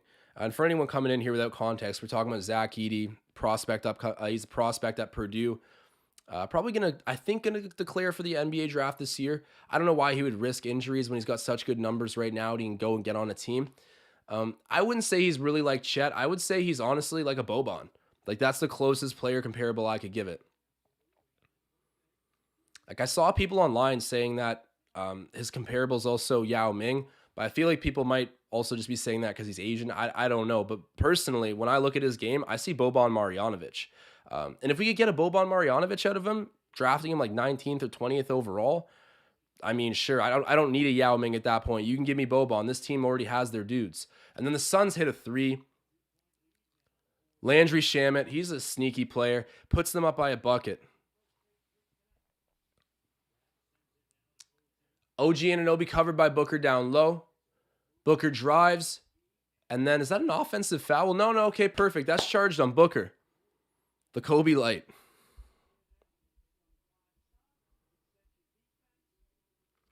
Monte Cristo saying, replace Boucher and Watanabe for a consistent shooter. This is a different team. Wow, those are two guys. I mean, Watanabe has been loved essentially his whole time here, and it's just continuing to build. But Chris, I know he had a rough point there, but he's kind of revitalized here, I don't think, I think of guys like Svi Mikhailuk. I defend Svi because he's good, but he still needs to step up. If he can come and shoot and make some threes off of our bench, I think we have a little bit less of an issue. Like Svi Mikhailuk was a starter in Detroit, I believe. Svi Mikhailuk is really good. I don't know why he hasn't fully been translating this year, but maybe he'll have a monster second half of the season. And in the playoffs, you only really run with 8 players. I think if we get into the playoffs and kind of go on a bit of a run, there's a good chance that Svi Mikhailuk is one of those guys, one of the only guys that will be on the court. I think he'll fall into the 8 to 9 playable players at that point. But yeah, that's Monte Cristo giving that take. What do you guys think about Boucher and Watanabe? Would getting more consistent shooting in overall help this team? Are we overlooking the defense that they give us? Let us know in the chat. If you guys are watching this right now, we got nearly 110 live viewers, so do me a favor, drop that like spike. It is always appreciated. You guys already know.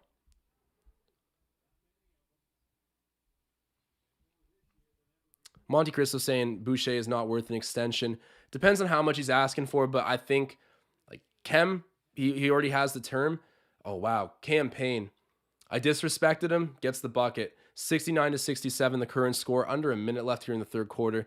I've been really active in the chat here, but in the fourth, I'm just going to lock in on commentating this game and soaking up some big-time moments because this game's going to come down to the wire. I got a feeling. But I don't think Chris Boucher is going to last here. And it's not because we wouldn't want to keep Chris. It's more just that at some point, I do think even the Raptors want to get a dominant center, whether they need to draft one and build him up or trade for one. They want to get a big guy, a big 7-footer. Speaking of Chris Boucher, happy birthday, bonjour, getting the putback dunk. I gotta get the flames on for my guy Chris. Here I am kind of just giving a harsh, realistic take on him, and he just slams the putback. maybe there is a chance he stays. I don't know. I just think that the Raptors really believe in Precious Achiuwa. They want to keep him around and work on him. He's very young. Kem Birch, you already locked him up at a good rate. It makes sense to keep him. And then, like I said, they want to keep another roster spot at center for a guy that I imagine is close to 7 feet that they really want to have there. Maybe it's DeAndre Ayton. I don't think so. Maybe it's Zach Edey. I don't know. There's a lot of different guys. Maybe it's Moses Brown. That'd be cool. There's a lot of different names, but I think they're waiting for a guy like that. So we'll see. Ooh, Spicy P, 71-69. He's got the team on his back right now, doing great things, clutch buckets. Let's see if we can go into the fourth with a lead. 2-1. Oh, and Spicy P picking it off for the steal. Unreal, man. That was offense to defense. O to D. Shout out to Pascal Siakam, man. Spicy P doing a little bit of everything out there, taking care of both ends, being clutch. Oh, we got another super chat from Marcel. Chris Boucher is the reason we're still in this. That's Marcel saying it. I agree. I mean, Chris Boucher's presence. Let me read out the score. The score never does him justice. His presence been felt in energy, but right there, of course, getting a big putback bucket for the Raptors. But to be specific, Chris Boucher tonight he's got 9 points. It might be updating still, but I think 9 points, 11 boards. He's only 3 of 8 from the floor, 0 of 3 from 3. So I get it. It hasn't been gorgeous out there, but he's doing a lot. And then 2 blocks, only 1 turnover. And as I mentioned earlier, he does have 3 personal fouls. But over half of his rebounds tonight are offensive boards. And he had one earlier. Remember, it was basically an offensive rebound as well, but he threw it over half because, Fred's not that tall and he had to make a quick play. Otherwise, he would have 7 offensive rebounds, 12 total, but instead he has 11 and 6 offensive rebounds. Marcel, I think you're onto something saying that Chris Boucher is a big factor why we're in this game right now. And I believe it was Magnetic. Magnetic brought up that he wants to see a little bit more out of Chris offensively this half. Got a little bit more, but the defensive energy is tough to deny at this point. It's definitely helping us out, and maybe he'll explode for a 15, 20-point fourth quarter here and really put the team on his back. A man can dream. We'll see, but either way, we are up at the moment. The fourth quarter is around the corner. I can't wait.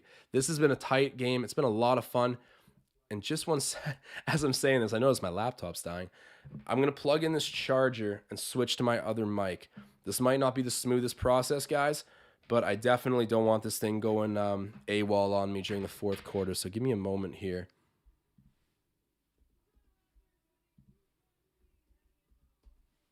I can't even put on the loading screen. All right. The animations tonight, I don't know what's going on with them.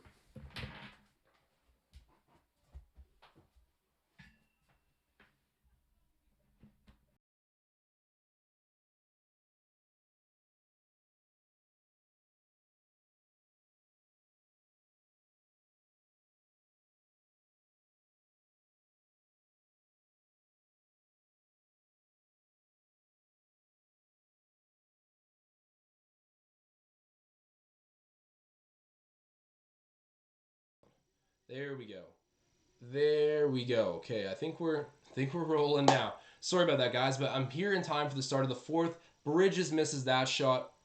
Let me know if my audio is all good and clear. It won't be as high definition as the last one, but it allows me to charge while I'm also recording. So had to do that for the fourth quarter. Did not want to go anywhere. Spicy P with the ball. He's covered by Jalen Smith. I don't know why I said Johnson. Just went with the second other most generic last name. But Jalen Smith ends up getting elbowed in the face, I believe. He's on the ground. The Suns are getting the ball back. Spicy P doesn't like the call at all. An offensive foul charge to the Raptors. We're getting the replay here. Okay, so it was the hand. It was the hand that came up and hit him. It's coincidental, but it is still offensive contact, so I get why the refs called it. Nick Nurse is giving it to the officials at the moment.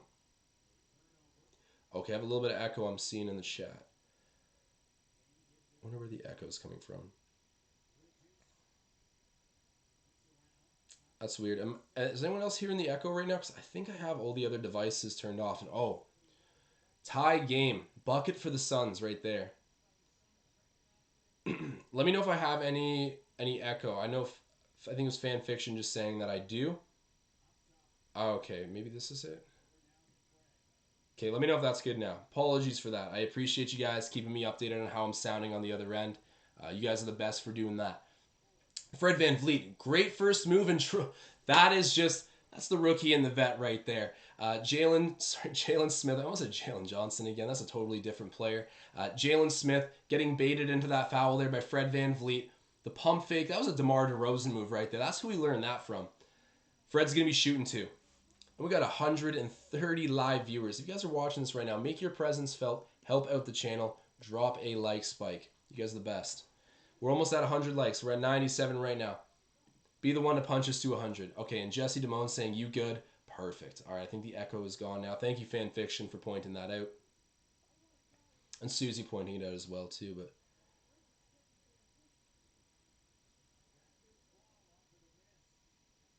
we got cold beer in the chat saying, is good, with the beer emoji. Someone having some drinks with tonight's game, I see. Raptors with the ball. Fred VanVleet driving in, kicks it out to Siakam. Pascal's been great tonight. I want him to have a big fourth quarter to really put the cherry on top. Step back, Jay. Misses. Oh, and then Champagny misses the putback. And then Chris Boucher, man. Chris. Bonjour. Happy birthday. How do we say happy birthday in French? Is it Bona Fete? I'm not even going to try, but guys, the Flames need to come on for Chris Boucher right now. He is the reason that the Raptors are still in this and winning. And 74-73 campaign with an answer there for the Suns. But Marcel said it in the super chat. Chris Boucher showed up. And then Fred VanVleet misses the three. Rebound again by Justin Champagny. Nick Nurse's decision to put him out here in some pretty key time is paying off. And then Chris Boucher almost with another offensive board, but just misses. It goes over his head. Campaign has it again, throws it to Bridges. Siakam's right there on the perimeter to meet him.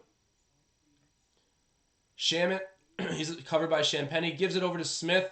Smith gets, wow, okay, beautiful move to get set up, but misses the shot. That's great news for the Raptors. And then Fred, oh, off the bank. There we go. I don't care if he called it or not. He gets it to go. They don't ask how, they ask how many, and that one counted for 3. Fred VanVleet helping out the Raptors with a critical bucket. It's 76-73 at the moment. Is that not supposed to be, I thought that was a three-pointer, no? We were at 74 a moment ago, so I don't know, maybe it'll be a score correction. I'm sure I'm just seeing it incorrectly, but Fred VanVleet with a bucket nonetheless. And then the transition. Oh, awesome. Precious Achiuwa. The D to the O. Defense to offense. Simple mathematics, guys. And it equals success for this Raptors team. 78-73. We're just forcing Monty Williams to call a timeout there. The Suns are gathering and trying to collect themselves. This is awesome. This is great. And the chat just popping off right now talking about this game. Marcel Martin with that Frederico. Apparently we got a celeb in the chat too. Oh, Sir from the 6. Hey, I was doing a friendly raid and you didn't notice. Sir from the 6, I'm sorry. Shouts out to you, man. I appreciate you popping into the chat here. My apologies. I've just been locked in on this fourth quarter here. I had the technical difficulties there, but shouts out to you, man. Thank you for coming to the chat. I appreciate it. The channel keeps growing, and having some celebrities pop in is never a bad thing.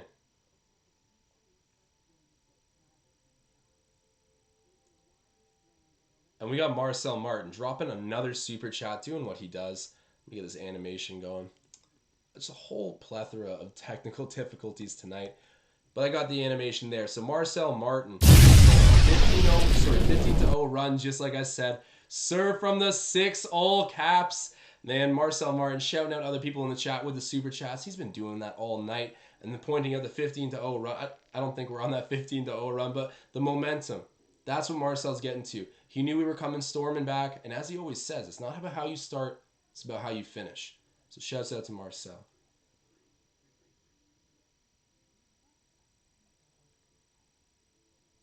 Jesse Damone saying, Freddie a top 3-point guard in the league. Just saying. That's a hot take. That's a, hold on. Let me get the hot takes animation on the screen for you, because that is a flaming hot take. You guys let him know what you think about that. I mean, until he's selected as an all-star, I'm going to go ahead and agree with you. The truth can come out later, but I'm going to push that narrative of him being all NBA worthy. Fred VanVleet. We'll see. I mean, Chris Paul, He's in this game too. Not quite. He's not having the season that Fred is. Let's be real. But I mean, Luka Doncic is in the NBA. Trae Young's in the NBA. I mean, of course, you still got to mention CP's name there. There's no shortage of heavily talented guards. Might be a tough debate to win, but I love the optimism there.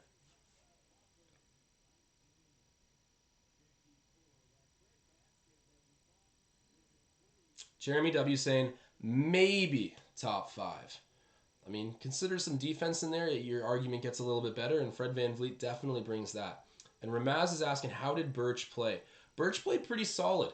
I noticed a lot. He's like a stabilizing force, right? He gets like some timely blocks, some good cleanup buckets. I think he's done a good job of that tonight. He's been steady, nothing too noticeable. Let me check his exact stat line. Birch has 4, 5, and 2. That's a pretty Kem Birch stat line. Just single digits all across the board, but he has something in each column. Pretty versatile center. He's only played 21 minutes. But yeah, Precious has only played 18. He's got 6, 5, and 1. But Chris Boucher, monster double-double right now. 11 and 12. Happy birthday to Chris. Joel Wright pointed out that Freddie has been making me rich with overs. Needs some more tonight. So as Fred VanVleet was, he had 22.5 points on the over tonight. Let me see. I mean, actually, I'm not sure. Joel, tell me in the chat if he is, but he's been... I thought about that this morning. I was like, if you just started betting on Fred VanVleet like 10 games ago, he would have just... I mean, hindsight's 2020, right? Like, if I knew to buy Amazon back in the day, like, I'd be rich. But Fred VanVleet has been just paying out dividends to bettors relentlessly. And people know he's heating up, and it's just not cooling down. At the moment tonight, he has 20 points. I'd imagine you only need, 3 points, 3 more points to hit that over tonight. Let me know, Joel, but let me check in on my bet. For anyone who doesn't know, I got it right there on the screen. DeAndre Ayton currently has... He's got 10 and 7, so I need 3 boards from him and just under 9 minutes here in the fourth quarter. Definitely possible. Likely, not really, but possible. We'll see. I'm proud of the Raptors. Normally 7-footers just kind of eat them up, but tonight has not been the case for DeAndre Ayton. He's been pretty civil, or tame, I guess, and the Raptors have done a great job. We missed the 3. Champagny gets the offensive rebound again. I've seen him get 3 in this quarter alone. Fred VanVleet out to OG Anunoby, shoots the 3, misses. Rebounded by the Raptors. There we go. We have 3 bodies offensive rebounding there. Champagny, Boucher, and Achua. There we go. I love that. Precious ultimately coming away with it. Now it's Fred. He's going to cook Shamit. Shoots the 3, misses. Another offensive board. Let's go. This is not the Raptors of old, ladies and gentlemen. This team can rebound. There we go. Do we need a 7-footer? Do we? If we play like this, I don't know. By committee, just crashing the glass and getting rewarded. Shouts out to the Raptors right now. Relentless. This is awesome.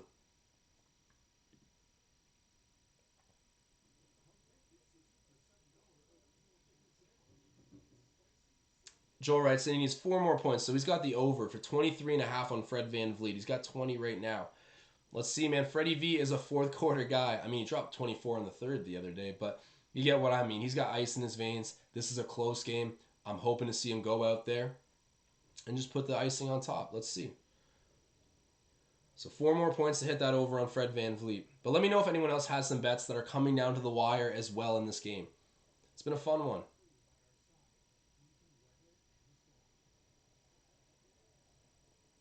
Tom Duke saying, Ramaz, the whole world will recognize Raptors' greatness soon. Tom Duke sounds like he's having a villain origin story over here. Thinking of ways the Raptors can take over. Wow, Mike Kamina giving me a stat on that, saying 18 offensive rebounds tonight. So I might be incorrect in saying this, but I think I am correct that the Raptors are actually 3rd in the league in rebounding. Like, I just... when you look at our roster, it kind of makes sense, but when you contrast it with last year, I mean, we couldn't get a rebound if our lives depended on it. It feels like forever ago now that Aaron Baines was a Raptor, but that was a dark time. And I don't mean to disrespect him. Like, he's had a lovable, awesome career. He's a really good player. But when we got him in that current state, the idea was just so much better than the reality at that point in his career. But I do got to thank him for Scotty Barnes, because I don't think we go to the lottery without Aaron Baines. Rebounding is the new thing for this team. Not the new thing, the revitalized thing. And I love to see positionless basketball getting some success now that the lineup's been a bit more healthy. And we found ourselves a little bit. The roles are coming into place.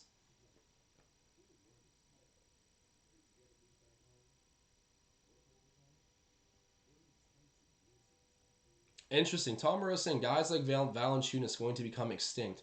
So this is interesting. I might be missing some context on this comment, but this kind of ties back into what Tom and I were saying earlier. Just sort of this debate over, I guess maybe he's arguing about where the game's evolving.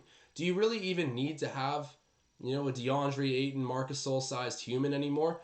Of course, it'll always yield certain advantages, but as a general philosophy, I'd say for the past few years at least, or not the past few years, really the history of basketball, a winning roster typically has one extremely dominant, like a Bill Laimbeer for all you guys that, follow the old Pistons era of basketball, a Marc Gasol, a Giannis Antetokounmpo, a JaVale McGee, something like that.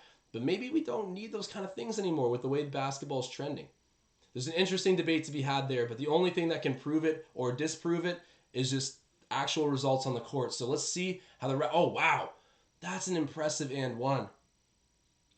Wow. A chance to tie up the game here at the line with a three-point play, if he can hit his free throw, is Mikal Bridges.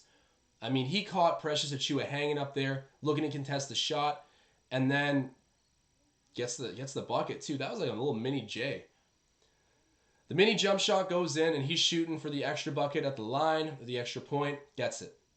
We're knotted up at 79, guys. Do not go anywhere. This is a tight game. It's been a lot of fun. I'm going to try to keep my eyes on the chat, but I got to keep my eyes glued to this game to be real. But drop a like spike if you guys are in here.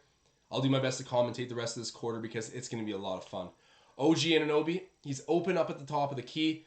DeAndre Ayton, OG's going to challenge him here for sure. Shoot that. Shoot that. Misses. And then there's put back by Justin Champagnie. Climbing way up there. Oh, man. Justin Champagnie. Nick Nurse's faith in this rookie has paid off immediately. He's got like 5 offensive rebounds since checking into the game. And then a big putback bucket there to put the Raptors back ahead 81 to 79. And then wide open underneath the rim is DeAndre Ayton. You can't be having defensive lapses like that. They tie up the score right away. Van Vliet takes the pick. He's double teamed in the corner. They slag off the double team. It's just him and Bridges now. OG Anunoby's got it. They were kind of challenging OG to shoot there that last possession. Throws it to Fred. Fred shoots the contested 3, misses, and it's offensive rebound for Chris. But Chris is fouled even though he misses on the putback.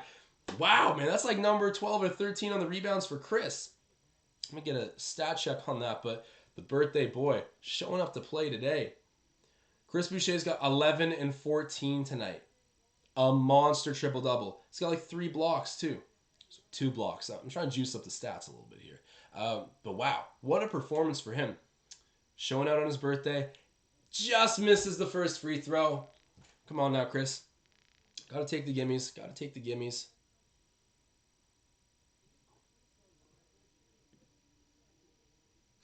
Graham in the chat already saying, stop missing free throws. It is the clutch of the game. You got to hit these, but he gets his second one to go. Let's see what happens here. The score is 82 to 81, and Chris Paul picking up the ball there for the Suns as he crosses half. Takes the pick there from Crowder. Champagnie's covering CP3 now.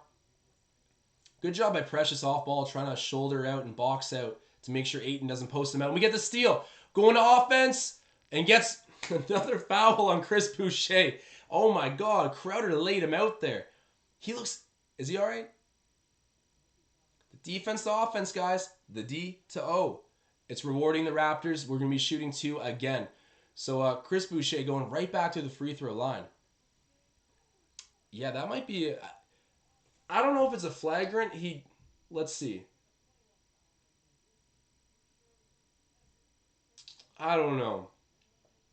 I'm always about, believe me, more opportunities for the Raptors, more advantage for the Raptors. I want them, but as, completely non-biased, he misses the first free throw again. I don't think I would have given that a flagrant, and they don't give it a flagrant. He's just shooting 2, but Chris Boucher, a bit of a scare there for Raptors fans. Looked like he might have been down for a moment. He's back up, and he makes his second free throw. That's good. So 4 free throws, 2 points for him in the last couple possessions.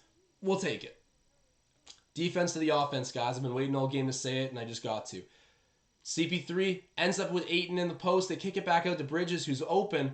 Regrets not shooting that. Gives it to Crowder, who hits the 3. That was nothing but net. Oh my God, you can't leave that guy open. You cannot leave him open.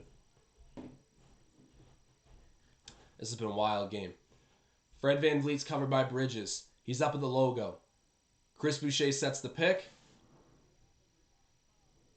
He's still chopping it up, trying to decide what he wants to do. Gives it to Precious.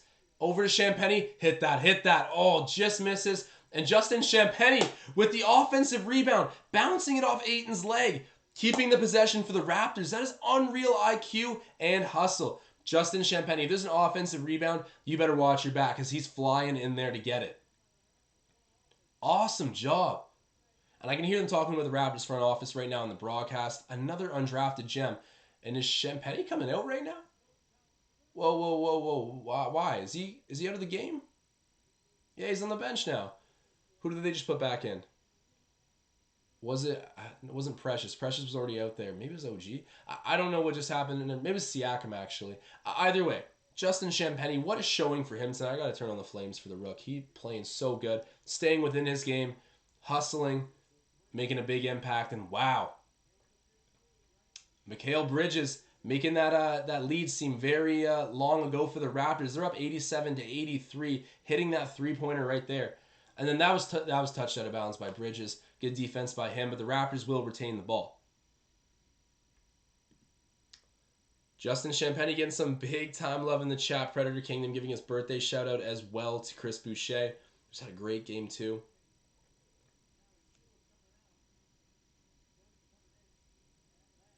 Marcel Martin saying that 3 by Precious was a bad move. And York Baller pointing out the lead is growing for the Suns. We got to get an answer real quick because we got 5 minutes left in this game. It's with Siakam. He's had an answer most of the night. Let's see if he can come up clutch here in the fourth. Siakam drives on Ayton. Gets blocked, but it's staying with the Raptors as it's out off the Suns last. We're going to have 4.5 seconds on the shot clock to get up a shot. Let's see, man. Let's make it count. If you guys are in here right now watching, drop that like spike. Help out the channel. You guys know it's already always appreciated. Okay, Kem, shoot the 3. Misses, and Chris Boucher with the offensive rebound. No! Chris, oh my God, he flew in there with so much intensity. He ran through the ball and it went out of bounds. Chris. Firmly grasp it, Chris. The hustle's just off the charts right now, but Suns have the ball. Booker shoots the corner 3. Please don't make that. And thank God he misses. You can't ask for much of a better shot for Devin Booker other than that. That is... We're fortunate that did not go. Siakam's got it right now, covered by Devin. Throws it up to OG. OG, come on, give me that. Misses, and then Chris Boucher almost with another offensive rebound, but Booker swoops in to get the ball. Oh, man. 4:20 left in the game, 87-83, still the score. The Raptors need to find an offensive answer. It's been a defensive battle all night, and then Ayton finding the soft spot in the paint there, getting a little floater to fall, 89-83. Come on now. I think the Raptors just call a timeout.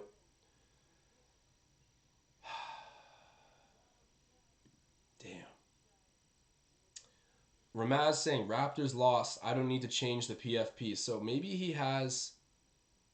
Okay, I think Ramaz's PFP here is maybe the CN Tower. I can't even tell here, but some wagers going on in the chat, I believe. You know what, Ramaz? You might have just jinxed yourself, though. For saying the Raptors lost, don't count this group out. We've had some comeback wins recently. We're looking good, and it wasn't too long ago that we were winning this game. 89-83, the current score. This is doable. There's over 4 minutes left. I'm not writing off this team quite yet. Does it look good? Not particularly, but very much so possible, and I'm excited to see the effort nonetheless. Let's see what we can get going in this final few minutes. If you guys are watching this, man, I'll give you another reminder. Try to jack up the amount of likes on this video as much as possible. Dropping another like spike, always appreciated. Get a view of the Toronto skyline there. Marcel Martin dropping a super chat. Doing what he does. Saying he took out Justin. Yes, that's right on point. That is completely true. It was weird that we took out Champagny. I think we put in Siakam for him. I guess that kind of makes sense. Like, you need to do that. And Chris Boucher is playing so good as well that you wouldn't really want to take him out. Put out Champagny for Birch. I want the rookie back out there. He's got like 5 offensive rebounds in such limited play. Kem Birch almost fumbles a pass. Still has it, though.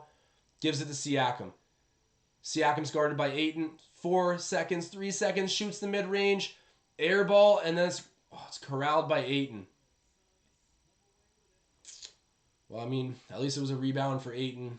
I don't want to talk about the opposing players right now, but I did bet on that double-double. And then a foul. Yeah, that was a late call, man. That was a late call. Come on now. Get serious, my boy.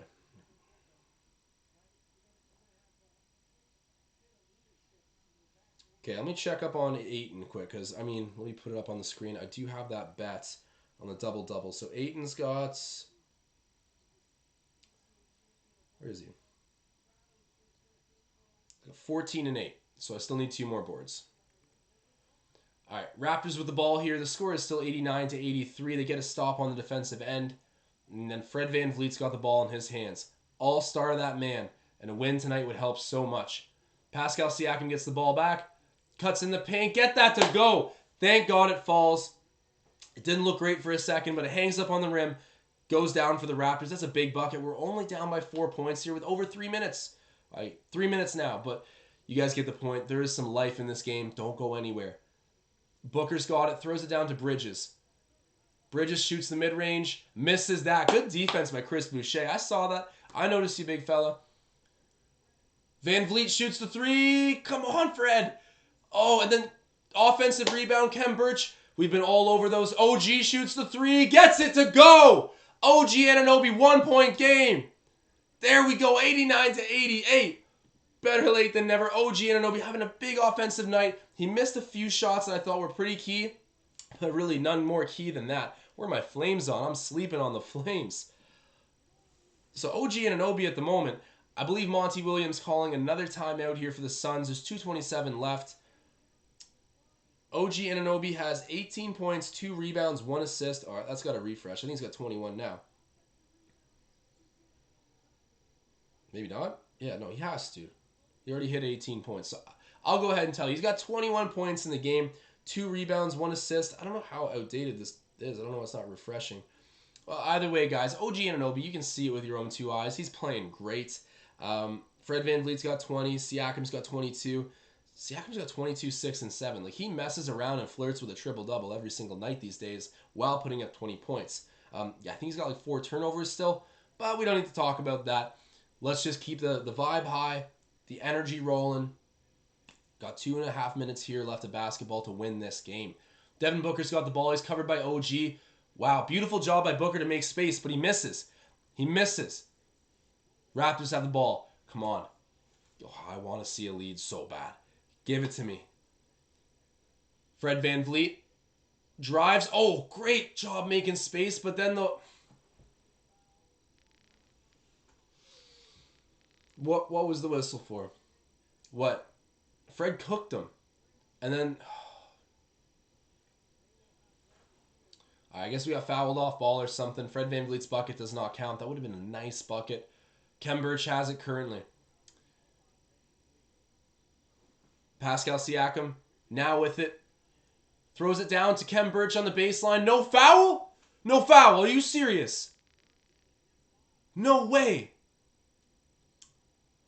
Honest, okay, refs, that's a little bit lacking, but Kem Birch, pump fake. Pump fake. You gotta have some more offensive awareness than that. Good job. Oh, Booker, you better stop crying about that. You gotta stop crying. You're gonna box out while running, interfering with our player, and then you're gonna complain that you got knocked over? What do you expect? What do you expect? Like, actually, what a whiny play. I can't stand Devin Booker. I can't stomach him. He's not tough. He's not tough. Very skilled. He doesn't have the mind of a champion. He doesn't. Bro, I know I'm reading too much into this right now, but I can't. Everything he does irks me. How are you going to even complain about that? You committed a foul, and then he ran you over because you're running in his lane. It's a moving box out. But OG Anunoby, that's the real takeaway here. OG's playing great. Active defense. Trying to get up the floor. Now he's shooting free throws. Did he miss that? Oh, no. Oh, they used the coach's challenge. This is going nowhere. Guys, if I'm wrong here and Devin Booker was crying about something worthwhile, I don't know. I'll do the next live stream while in a handstand. There is no way that they're getting anything out of this. Sure, they'll have like a timeout, I guess, to talk, but there's no way. Devin Booker just crying about it.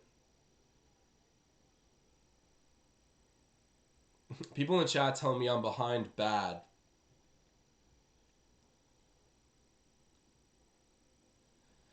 Yeah, I don't know why. I guess the stream is a little bit delayed, but sometimes like my TV downstairs, which is on live broadcast, will be like 5 minutes ahead of my TV upstairs, which is on the same cable provider. Okay, so we got an announcement here. Yep, there we go. I believe call on the floor stands. Obviously, I can't hear anything because I'm trying to commentate and can't have the volume coming through the mic, but yeah, that's Raptors ball 10 times out of 10 times. Like Devin Booker, I can't stomach this guy. Bro, I'm going to be careful. I'm going to be careful what I say here.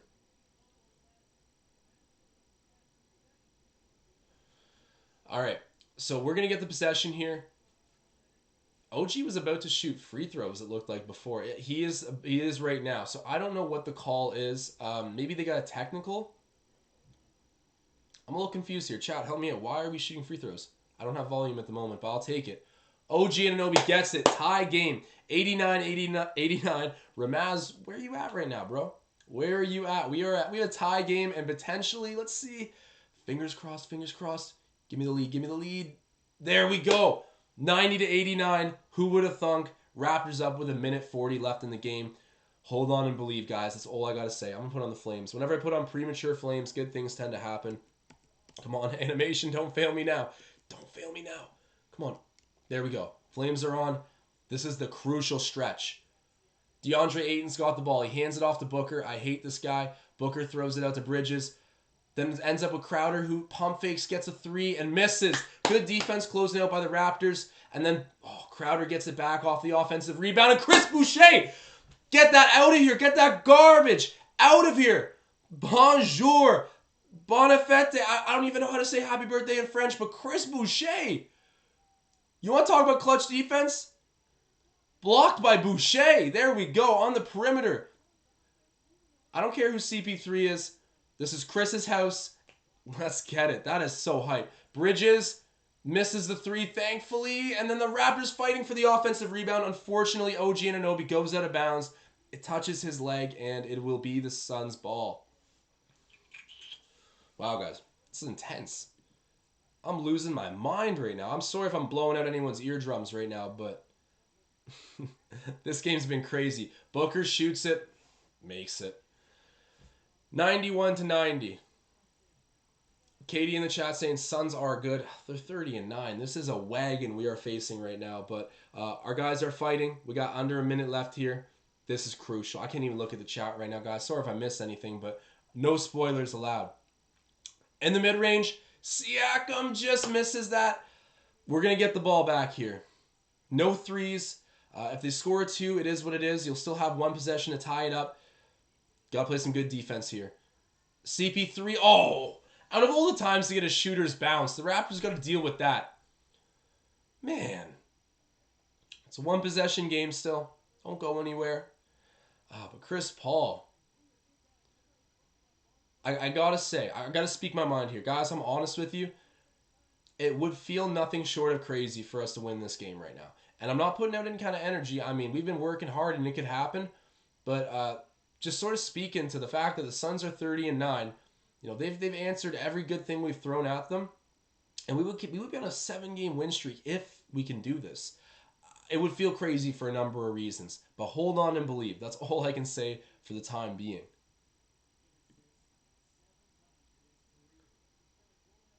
Wow, man, Chris just... It's a shame that it's an empty house tonight at Scotiabank Arena because he would have blown the lid off of that place with how he's playing right now.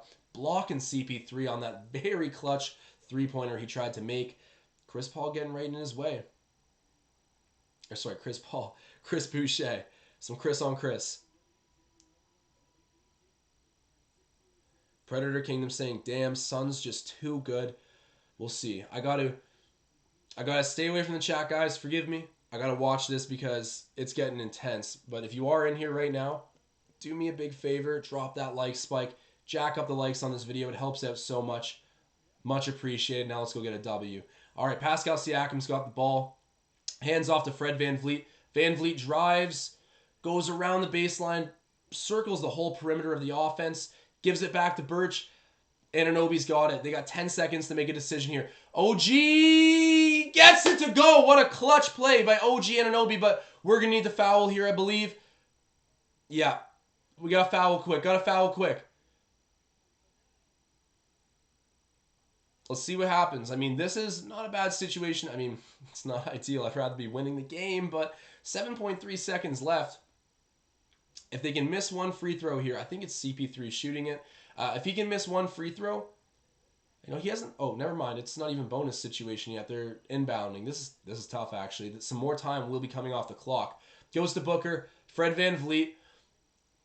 If I was the Suns, I'd be a little bit choked about that because Fred VanVleet did the fouling motion, but he didn't really actually get him there. Devin Booker kind of could have ran out the game there, but thankfully the refs made the call that they made. And he will be going to the line to shoot two now that they're in bonus. And if he can miss one or even make two, we still have a chance to tie it up at very least. Oh, off the rim, but it sits and goes. Damn. Oh, I hate Booker. I'm going to channel all negative energy at him right now. Miss this shot. The Kardashian curse. You're not Kobe. Front rim and in. All right. Down by 3 points. It's a one possession game. Let's see what happens. I said it a moment ago and I still mean it. I don't want to put out bad juju here. I'm sorry if anyone's superstitious, but like I said, it would feel nothing short of crazy to walk away with a W tonight. They're 30-9. You know, we probably about a month ago, people were still asking, should we go to the lottery again? This is a totally different Raptors group. It's been day and night. We've made great adjustments, I'd say, and just getting a healthy lineup has helped a lot. Of course, no Gary Trent Jr., no Scotty Barnes tonight, but we're in the thick of it with a really good team right now.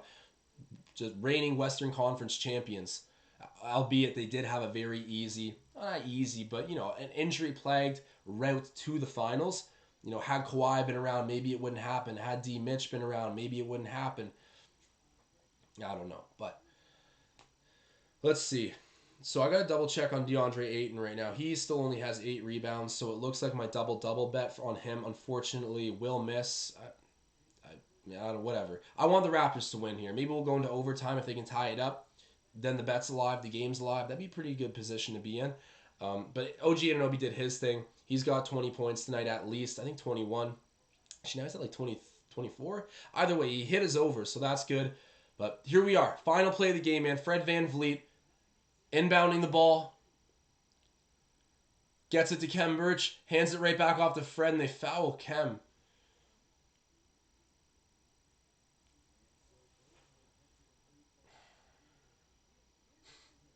This is like a painful... I get this is how basketball has always been played. And, people who complain about how long the end of the games are kind of casuals. But this does feel like a janky way to play a sport, Like just this foul battle at the end. Like, it's tough. We don't actually get to, take the game-tying shot without... It's strategy. It's strategy. Maybe I'm complaining because we're losing. That's what's going on. And then, thankfully, Kem Birch gets that free throw to fall. Doesn't high-five Chris there, but the little point, acknowledge each other. Birch shooting his second free throw. Guys, I'm sorry, I haven't looked at the chat in a hot minute. Gets both of his free throws. That's pretty clutch. And then we immediately foul Chris Paul. So 95-94 is the score. It'll be amazing if CP3 could miss a shot. He's going to. He is going to miss a shot. I'm going to manifest. I'm going to put the ice on the screen right now, actually. Chris Paul. If there was ever a time to choke, it'd be right now. Or in the NBA Finals.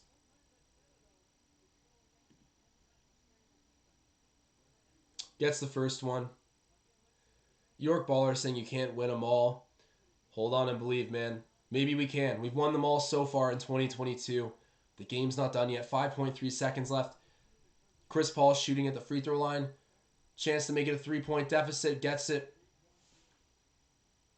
Whew.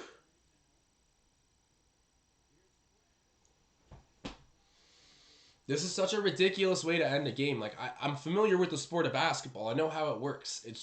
This is just annoying. Like,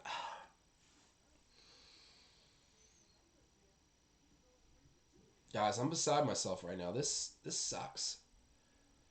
Like, give the guys credit. We played an awesome game. I mean, we'll be holding them to under 100 points. We could still tie it up hypothetically, but we're not having any we don't even get a contested look to try and tie it up. We got to just like basically battle through fouls here and just inch our way to the end of the game.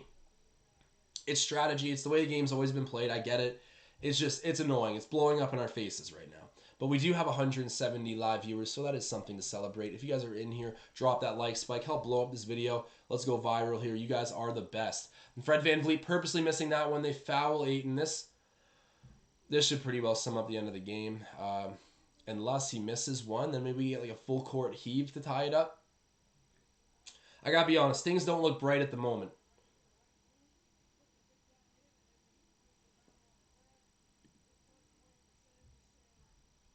Yeah, York Baller saying, I hate fouls.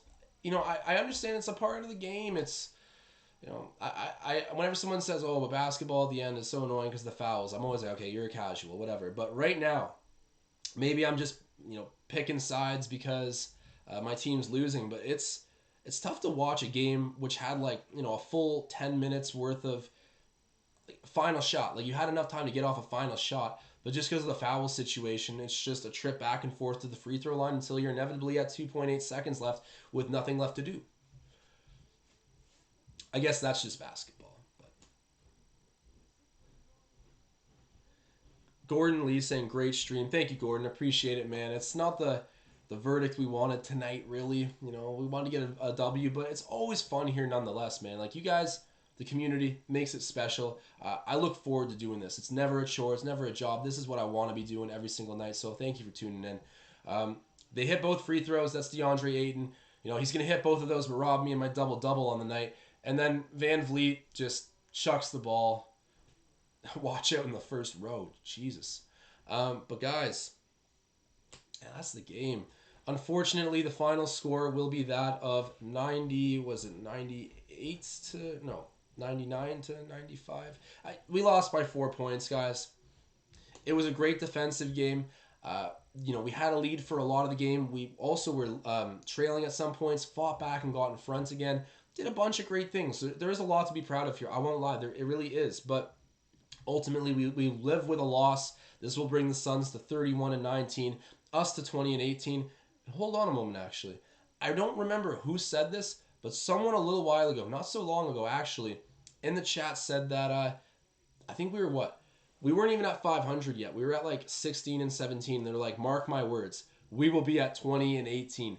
That will be the record when we get that deep into the season. And they were bang on. And I remember looking at it and thinking to myself, that kind of, you know, that looks right. I think this team's coming around. I think that could be attainable. And here we are, living in the moment at 20-18. It's unfortunate we get to this point marked by a loss, but just kind of cool. I can't remember who it was. Someone claim it in the chat. Who said that? But this was a fun game, guys. This was a good game. I'm proud of our dudes. We didn't have Gary Trent Jr. We also didn't have Scotty Barnes. Anunoby back in the lineup tonight, which was nice, but not enough to get us a victory against this loaded Suns team. CP3 dropping 15, 12 assists, that is, in 33 minutes. 5 steals. I didn't notice him turning over the ball that much on the Raptors, but apparently he was. So very solid effort for him. I'll quickly break down the Raptors box score. So basically, yeah, Mustafa saying proud of the boys. I am too. Retweet Mustafa. I am proud of the fellas. So Birch had 6, 6, and 2. Birch actually had a good game, but right at the end he was pissing me off. I'm not gonna lie. There was a couple things that he did where I was like pump fake. You're going to get cleaned off the glass here. And that's exactly what happened. He didn't get his foul. You know, we end up here. Kem Birch, I won't rag on him too much. Still a decent night. Yuta Watanabe played 15 minutes, didn't have any points. He was 0-4 from the field, maybe a little bit of rust coming off that injury. It was a tight leash for him tonight. He only picked up a rebound. OG Anunoby, though, 25 points, 2 rebounds, 1 assist. And let me put on the money really quick because you guys know I had that bet on OG Anunoby. He came through. I keep putting it back up on the screen. He had to get 18. He went the extra mile. Got me 25, but not enough to get it done, unfortunately. And then he probably had some, he had steal as well. Good job. Van Vliet, he had 21, 2, and 5. So continues those steady all-star numbers, but, it wasn't his finest performance. He couldn't save us in the fourth quarter like he's done recently, unfortunately. He came through huge versus the Pelicans. He always plays good against the Pelicans. You remember that game he had like 37? It was our season opener after we won the championship, I believe. Yeah, and he dropped 37 on the Pels. Either way, he's got a history of putting up performances against them. But tonight was the Suns, and he put up 21. If you guys haven't voted for Fred V to be an All-Star, If you vote for what me, are you doing? Go vote. all of your Help him get to wildest the dreams will All-Star come game. true. And then Siakam, 22, 7, and 7, just dropping a cool stat line. I mean, for worse or better, that guy's always packed in the stat sheet. Yes, I think he had, 4 turnovers, 6 personal fouls. You guys know that's the only bone I still have to pick with Siakam, but in terms of eating my words, I'm doing that right now. Pascal Siakam has been playing like a bona fide number 1. Who knows how long it'll be, but he's doing things that I've never really seen him do before, so some revitalized optimism I have in Pascal at the moment. I don't see... He got some really physical buckets early in this game, and he's been making the finesse plays too.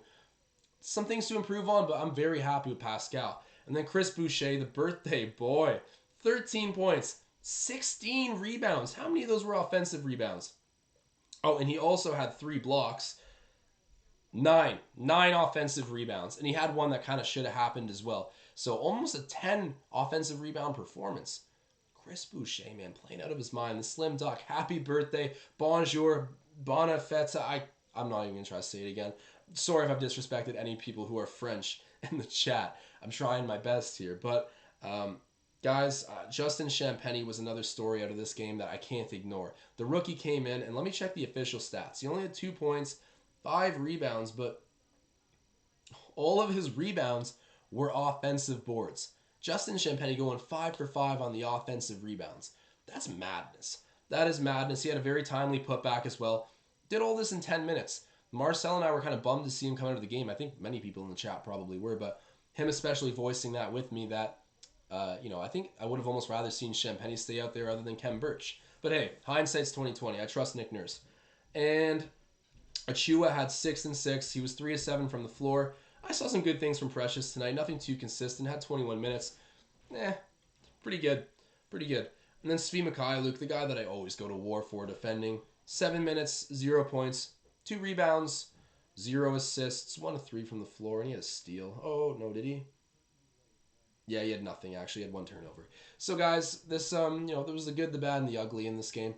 Overall, it was a lot of fun, though. I always have a great time on live stream with you guys. You guys know that. Next game, let me see exactly when that will be played. So the Raptors face off against the Pistons at 7 p.m. Friday, January 14th this week. So I'll be back on live stream for that. I'm sure I'll see many of the familiar faces I always see. Man, when I say you guys are the best community in basketball, YouTube, period, I don't care. It's true. Everyone pipes up with opinions. People are respectful. You guys always show love. And man, it's just good vibes from start to finish. The team's at a 20-18 record, so tonight stinks, but we're moving forward with winning basketball, and it feels so good. In the meantime, guys, I'll see you Friday, but until then, I'm signing off.